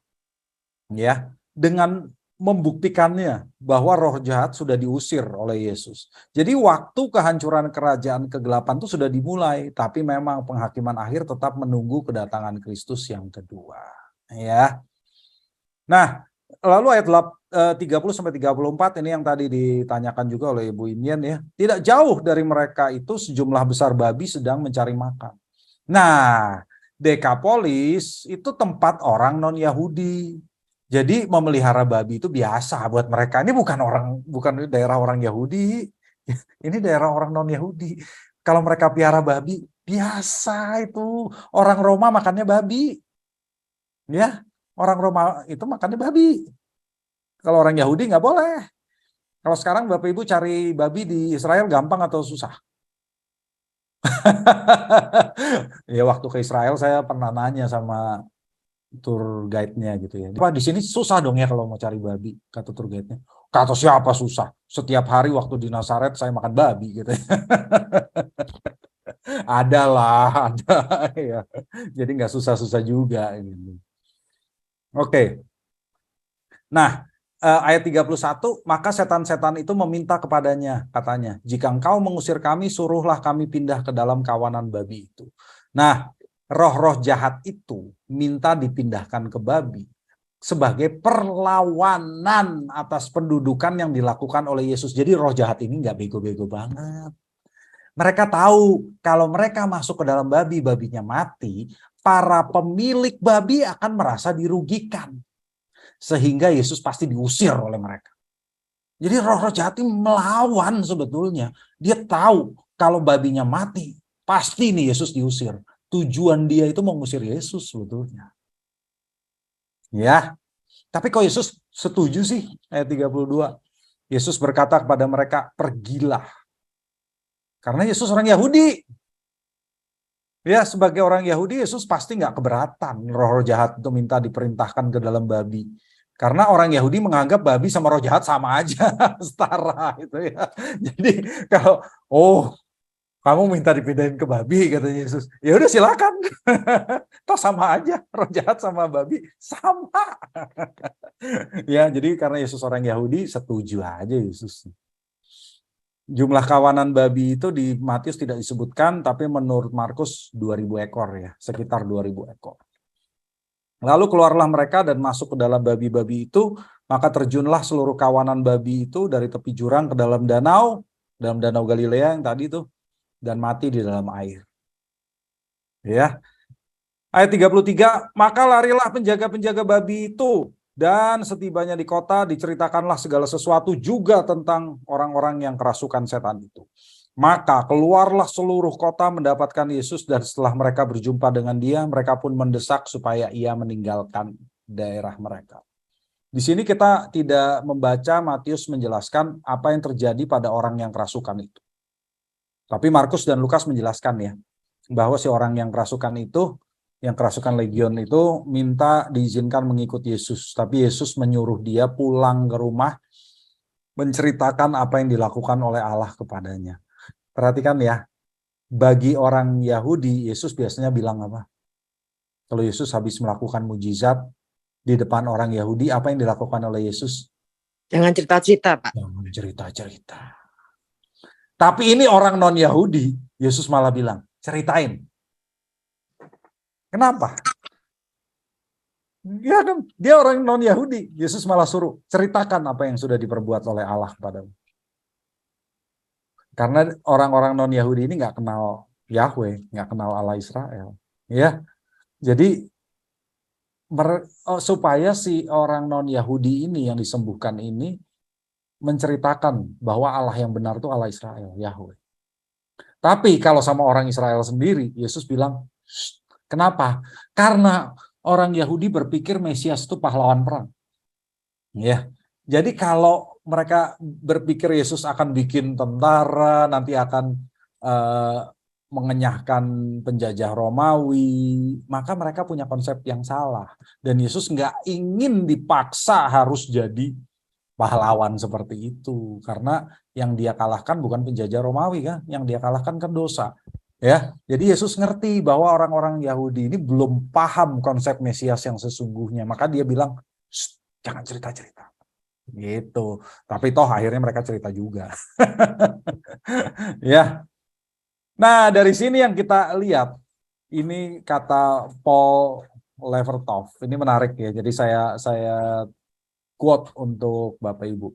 Di sepanjang zaman, dunia menolak Yesus karena dunia lebih menyukai babi daripada.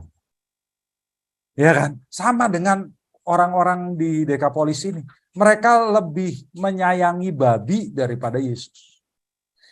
Kenapa dunia menolak Yesus? Karena dunia pilih babi, bukan pilih Yesus. Ya, sangat ironis, sangat menyedihkan. Oke.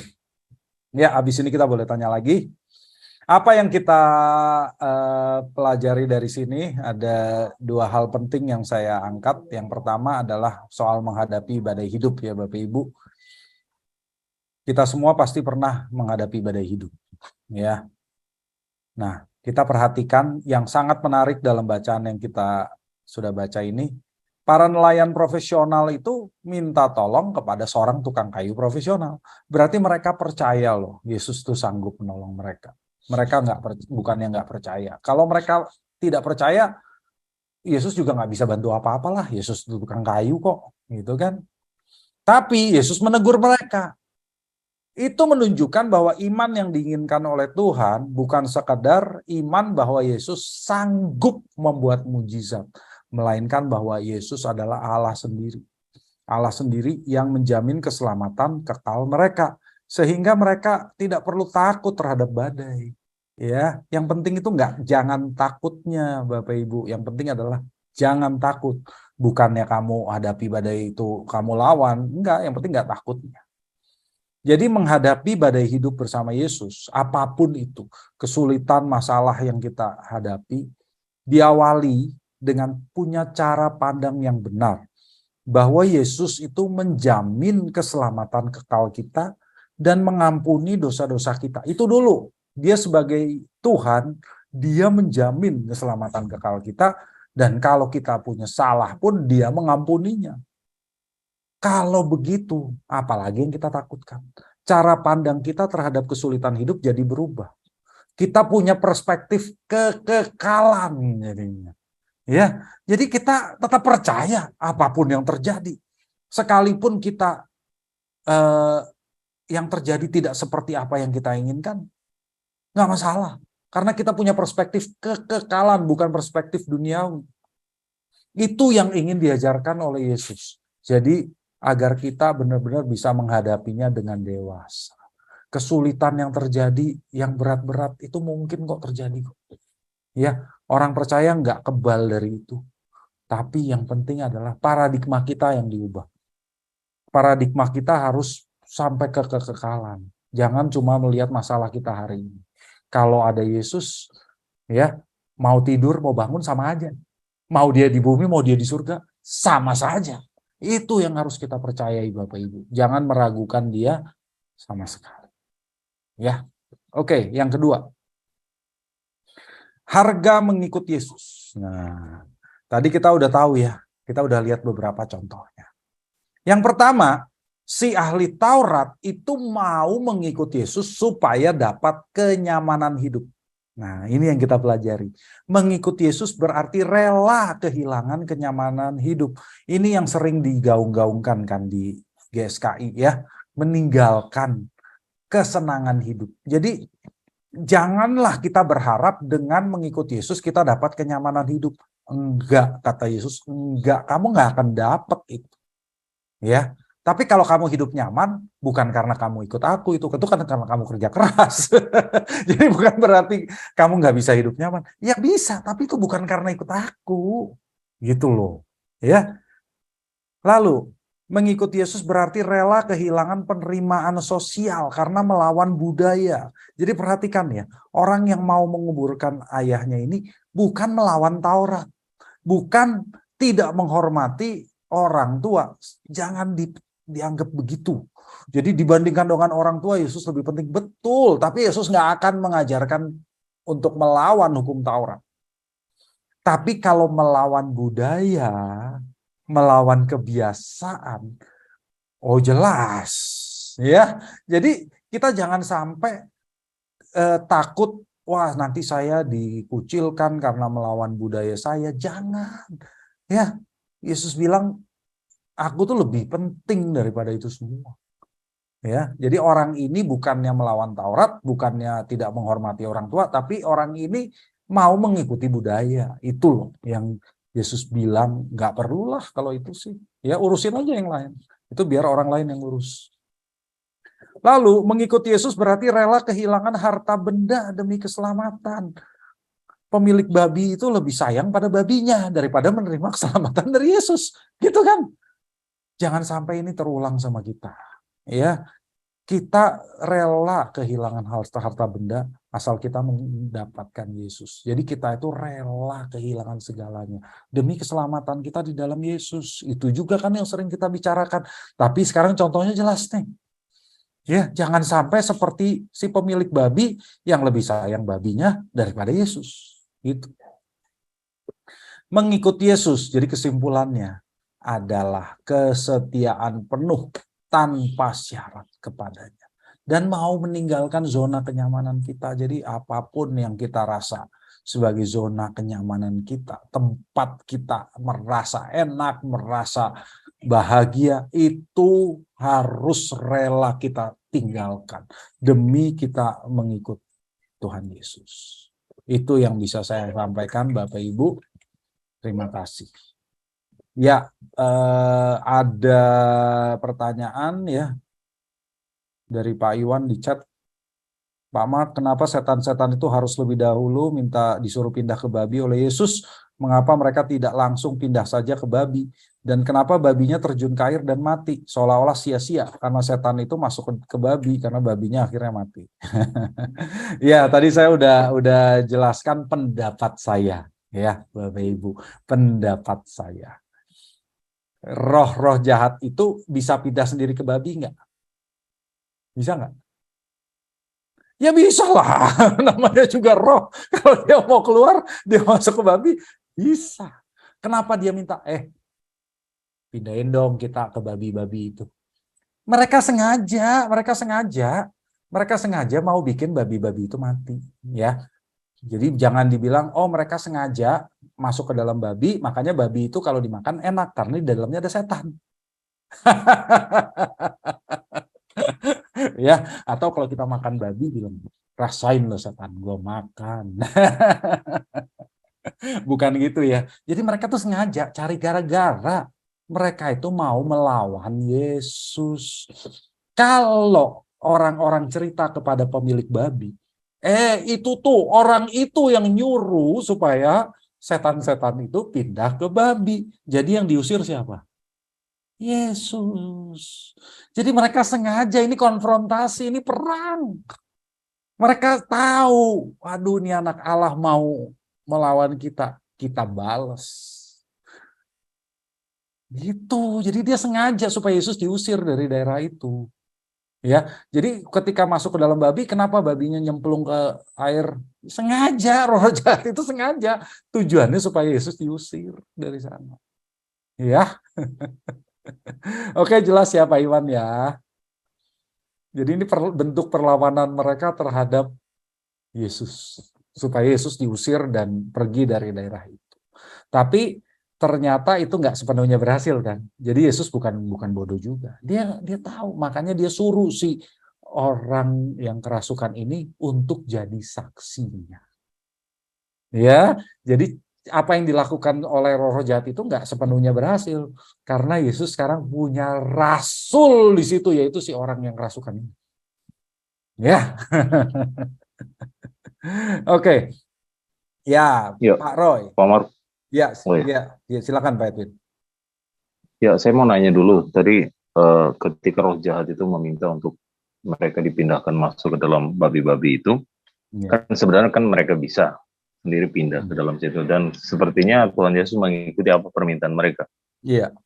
Ya, saya teringat ketika Yesus dicobai di padang gurun, kan itu dia sama sekali tidak mau. Dia tidak mau untuk mengikuti apa saran dari dari setan ya. Dari setan. Ini kira-kira gimana Pak Mar? Maksudnya tujuan Iya. daripada Yesus. daripada Yesus yang Kenapa minta dia supaya setuju gitu ya? disetujui ya. Terima kasih Pak Mar. Ya, oke. Karena sebagai orang Yahudi ini kan Yesus menganggap babi itu haram. Loh, dia orang Yahudi loh, ya. Jadi kalau roh jahatnya minta pindah ke babi, dia nggak keberatan. Silakan, ya. Jadi ini dari sudut pandang orang Yahudi. Karena kalau Yesus juga tahu gitu loh, kalau ini terjadi, lalu orang-orangnya marah kepada dia, mungkin itu roh-roh jahat itu senang, akhirnya Yesusnya diusir gitu ya. Tapi kan dia punya senjata lain, yaitu orang yang kerasukan itu. Ya, toh dia udah punya rasul di sana. Jadi kalau di Markus kan jelas ya, si orang-orang yang kerasukan itu udah mandi, sudah berpakaian. Jadi Yesus sempat ngajar dia itu. Ya, Yesus sempat ngajar dia, dan Yesus tahu kalau dia yang ngomong, maka berita keselamatan itu lebih bisa diterima daripada Yesus yang ngomong, karena Yesus orang Yahudi. Ya, orang-orang non-Yahudi itu akan mendengarkan sesama bangsanya. Gitu. Orang Gadara atau Gerasa ini akan lebih diterima. Jadi Yesus punya rasul di sana. Rasul pertama orang non-Yahudi. Gitu. Jadi Yesus juga udah punya strategi lah untuk ngatasin taktiknya si setan ini gitu. Ya Pak Edwin. Iya. Ya, yang kedua juga saya melihat seringkali kita dengar di dalam khotbah-khotbah penginjilan bahwa ketika Yesus mau membebaskan, mau menyelamatkan satu orang atau dua orang itu, Yesus menggunakan babi itu kurang lebih 2.000 ekor kalau di Markus. Nah, seringkali kan kita mendengar seperti itu ya. Apakah tepat ya Pak Marga? Ketika disebut seperti ini. Andaikan kalau satu ekor babi 2 juta. 2 juta kali aja. 2 juta rupiah. Kalau kali 2.000 berarti hampir berapa? 4 miliar. Menyelamatkan satu atau dua orang saja itu mengorbankan 4 miliar. Nah, bagaimana supaya kita sebagai orang-orang percaya? Ya seringkali kan kita dengar khotbah-khotbah seperti itu, ada khotbah di dalam penginjilan. Bagaimana kira-kira menurut Pak Mar? Ya saya nggak keberatan soal itu ya, karena itu memang berarti nilai harga seorang ekor manusia itu luar biasa, lebih mahal daripada 2.000 ekor babi. Ya betul. Jadi kalau ini dilakukan dalam penginjilan kan si pengkhotbah itu ingin mengatakan kamu itu berharga loh di mata Tuhan. Nah, jadi kan dia bisa bayangin ya.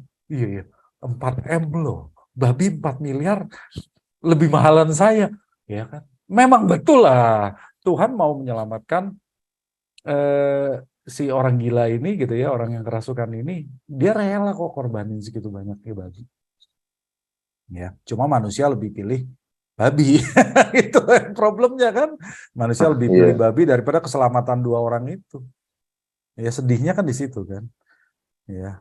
Benar, kalau itu sih saya nggak keberatan kalau mereka ngomong begitu Pak Edwin. Oke. Terima kasih Pak Mark. Ya, oke baik Pak Edwin. Dari Pak Roy, Pak Mark mau tanya, kalau Tuhan Yesus benci babi, jadi apakah kita salah kalau doyan daging babi? Ya, jadi di sini yang dimaksud itu Tuhan Yesus sebagai orang Yahudi, pasti dia nggak akan makan babi sebagai orang Yahudi. Ya, tetapi karena kita bukan orang-orang yang di bawah hukum Taurat yang sudah digenapi, sudah dilakukan dengan sempurna oleh Tuhan Yesus, ya, maka sama seperti yang disampaikan di firman Tuhan sendiri, yang menajiskan itu bukan yang masuk ke dalam mulut, gitu kan? Jadi nggak ada masalahnya untuk itu, ya. Ini hukum Taurat yang bersifat simbolis yang sudah digenapi saat Yesus datang. Karena kenapa sih orang Yahudi itu dilarang oleh Yahweh untuk makan babi?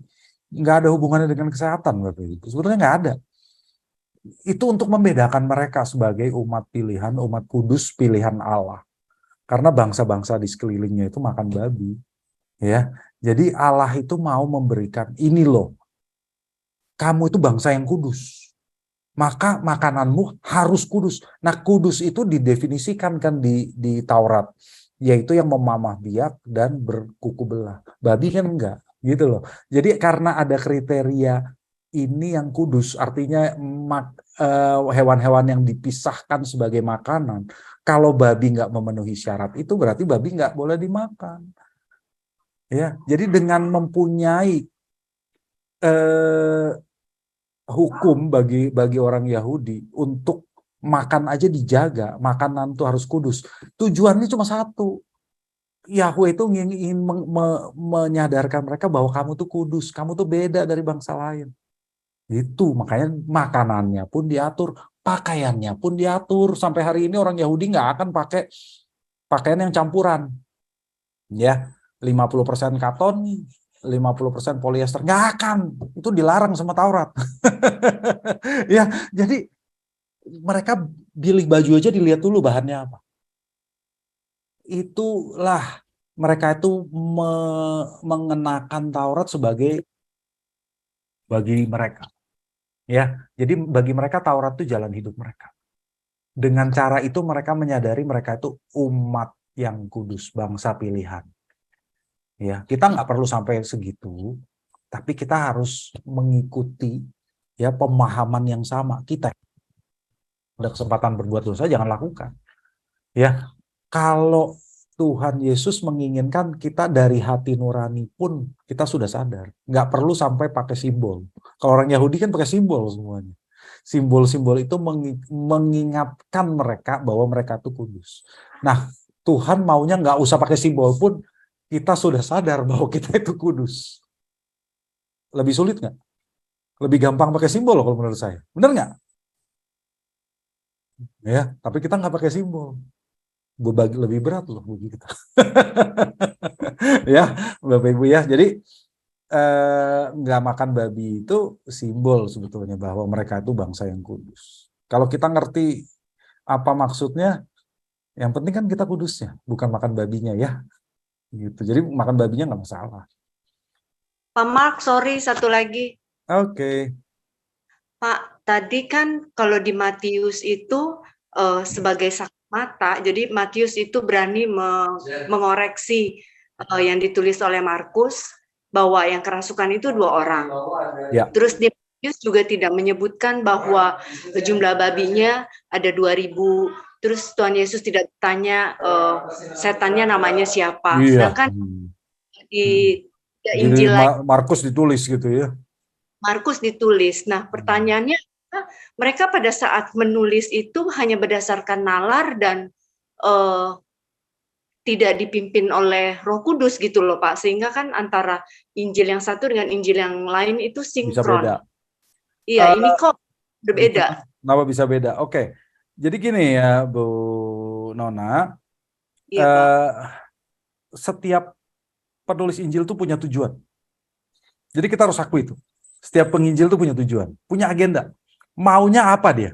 Mau menyelamatkan siapa? Matius punya tujuan mau menyelamatkan orang yang kenal Taurat atau orang-orang Yahudi. Ya, jadi dia akan menghilangkan bagian-bagian yang nggak penting. Menurut Matius, maka namanya si setan itu siapa? Bagi Matius itu nggak penting. Lalu apa jumlah babinya bagi Matius nggak penting karena buat orang Yahudi mau 1 ekor babi kayak mau 2.000 ekor babi kayak sama aja, sama-sama haram. Gitu loh. Cuma kalau buat orang non Yahudi 2.000 loh gitu kan. Jadi bagi Matius lebih cenderung mengambil apa yang ditulis oleh Markus dan bagian-bagian yang nggak menurut Markus tidak berkontribusi untuk pesannya kepada orang Yahudi dia akan hilangkan. Ya, tapi kenapa 1 jadi 2? Karena Matius sebagai saksi mata bilang, saya mau koreksi, yang ini yang betul 2. Gitu. Jadi bukannya tidak dipimpin oleh Roh Kudus, dipimpin. Justru mereka dipimpin oleh Roh Kudus, tetapi Roh Kudus tidak menghilangkan kemanusiaan si penulis. Jadi si penulis ini tetap punya tujuan dan Roh Kudus memakai tujuan itu untuk menyampaikan pesannya. Ya, jadi ini bukan didikte Roh Kudus seperti dikte, Matius kamu tulisnya begini, enggak. Matius tetap menulis, tetapi Roh Kudus bekerja dalam arti menempatkan Matius dalam suatu kondisi di mana dia akan menulis seperti apa yang diinginkan oleh Allah. Ya, jadi yang nulis tetap Matius, tapi Roh Kudus memakai kondisi itu untuk pakai Matius supaya Matius tulis apa yang diinginkan Allah. Begitu. Ya. Jadi tujuan beda-beda ya. Tujuannya beda, ya seperti Yohanes menonjolkan keilahian Yesus gitu ya. Kalau Markus kan Yesusnya tuh manusiawi, bisa marah, bisa kesel. Matius kan hilangin semua tuh. Yesusnya seperti nggak punya emosi kalau di Matius. Ya, kalau di Markus kan jelas, maka Yesus marah, maka Yesus kesal melihat mereka gitu. Yesus berbelas kasihan terhadap dia. Nah itu Markus. Matius nggak mau. Buat Matius, Mesias tuh harusnya cool, ya nggak usah punya perasaan, gitu, ya, oke. Ya. Pak Mark, Ya. Tanya lagi Pak. Ya. Pak, itu Markus tuh pembantunya ya, maksudnya banyak asis untuk Simon ya Pak ya, Simon Petrus ya Pak. Betul sekali. Markus itu muridnya Simon. Kalau Lukas itu Petrus. Kalau Lukas itu siapa? pengikut Paulus. Paulus ya. Pengikut Paulus, tetapi banyak berdasarkan bukti-bukti yang ada ya, banyak yang mengatakan bahwa Lukas itu banyak dapat cerita selain dari Paulus, juga dari Maria ibu Yesus. Ya, jadi sahabatnya Maria juga lah dia. Maka dia dengar dari Maria. Ya, Markus sendiri mungkin mengalami beberapa kejadian. Jadi Markus nggak sepenuhnya bukan saksi mata. Markus sendiri saksi mata di beberapa kejadian. Bahkan mungkin Markus ikut dalam 70 murid. Tapi bukan 70 murid. Ya, Markus mungkin ikut dalam itu. Tapi dia nggak sepenuhnya saksi mata, dan dalam kondisi yang ini nih, dalam peristiwa ini dia bukan saksi mata. Mbak, kalau yang makan tadi pertanyaan Pak siapa tadi? Itu kan kalau setahu saya itu kan di Kisah Rasul kalau nggak salah, yang di mana ada dispute waktu itu Pak ya, yang Gentiles itu nggak usah lah disamakan seperti orang Yahudi. Betul. Cukup mereka itu tidak menyembah berhala, terus menyucikan diri, terus termasuk tidak makan darah ya Pak. Tidak makan darah, betul. Nah berarti kalau menurut dari situ kita kan sebenarnya Gentiles nih Pak, betul, gitu kan? Betul. Jadi kita tetap nggak boleh makan darah ya Pak sampai sekarang ya? Bukannya gitu juga sih. Jadi itu kan begini, apa yang diputuskan oleh Yakobus sebagai pemimpin gereja ya adalah jalan tengah. Jalan tengah diantara orang-orang Judaizers ya, jadi orang-orang Kristen yang ingin orang-orang non-Yahudi mengikuti kebiasaan Yahudi ya, dan orang-orang non-Yahudi itu Gentiles ya, atau Goyim. Nah, akhirnya si Yakobus sebagai pemimpin gereja di situ. Yang Yakobus tuh yang paling tinggi loh di zaman itu loh ya. Sesudah Yesus naik ke surga, Yakobus tuh paling tinggi. Yakobusnya bukan ini Yakobus Big James Rasul. ya Pak? Bukan. Little James ya Pak? Bukan. Yakobus adiknya Yesus. Oh, adiknya Yesus. Jadi bukan Yakobus Rasul, bukan. Yakobus adik Yesus. Oke. Nah, dia ambil jalan tengah. Oke, kita putusin begini. Orang-orang non-Yahudi cukup mengikuti hukum Nuh. Itu maksudnya kan, hukum Nuh tuh ada 7 perintah. Ya nggak sampai 613 mitzvot gitu loh. Ya.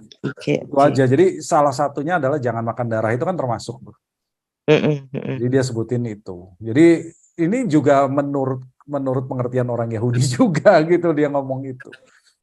Ya. Oke Pak. Iya. Jadi sebetulnya nanti kan di belakangnya lagi Paulus kan menjelaskan gitu ya. Segala sesuatu baik ya Pak. Betul, sampai juga makanan yang dipersembahkan ke berhala itu juga sebetulnya nggak ada artinya apa-apa, cuma jangan sampai kamu jadi batu sandungan, begitu kan? Iya Pak. Iya gitu. Oke, jadi ini jalan tengah sebetulnya. Iya. Jadi lebih kepada ini ya, aturan manusia lah sebenarnya untuk menengahi problem itu ya Pak. Betul, itu keputusan konsili gitulah. Oke. Thank you Pak, thank you. Ya baik. Ya silakan Pak Ferry. Thank you Pak Mark. Terima kasih atas penjelasannya, banyak dapat sesuatu yang baru. Bapak Ibu yang mungkin belum dengar dari awal, dari Matius awal itu kami ada rekamannya di GSKI Pluit. Terima kasih untuk waktunya.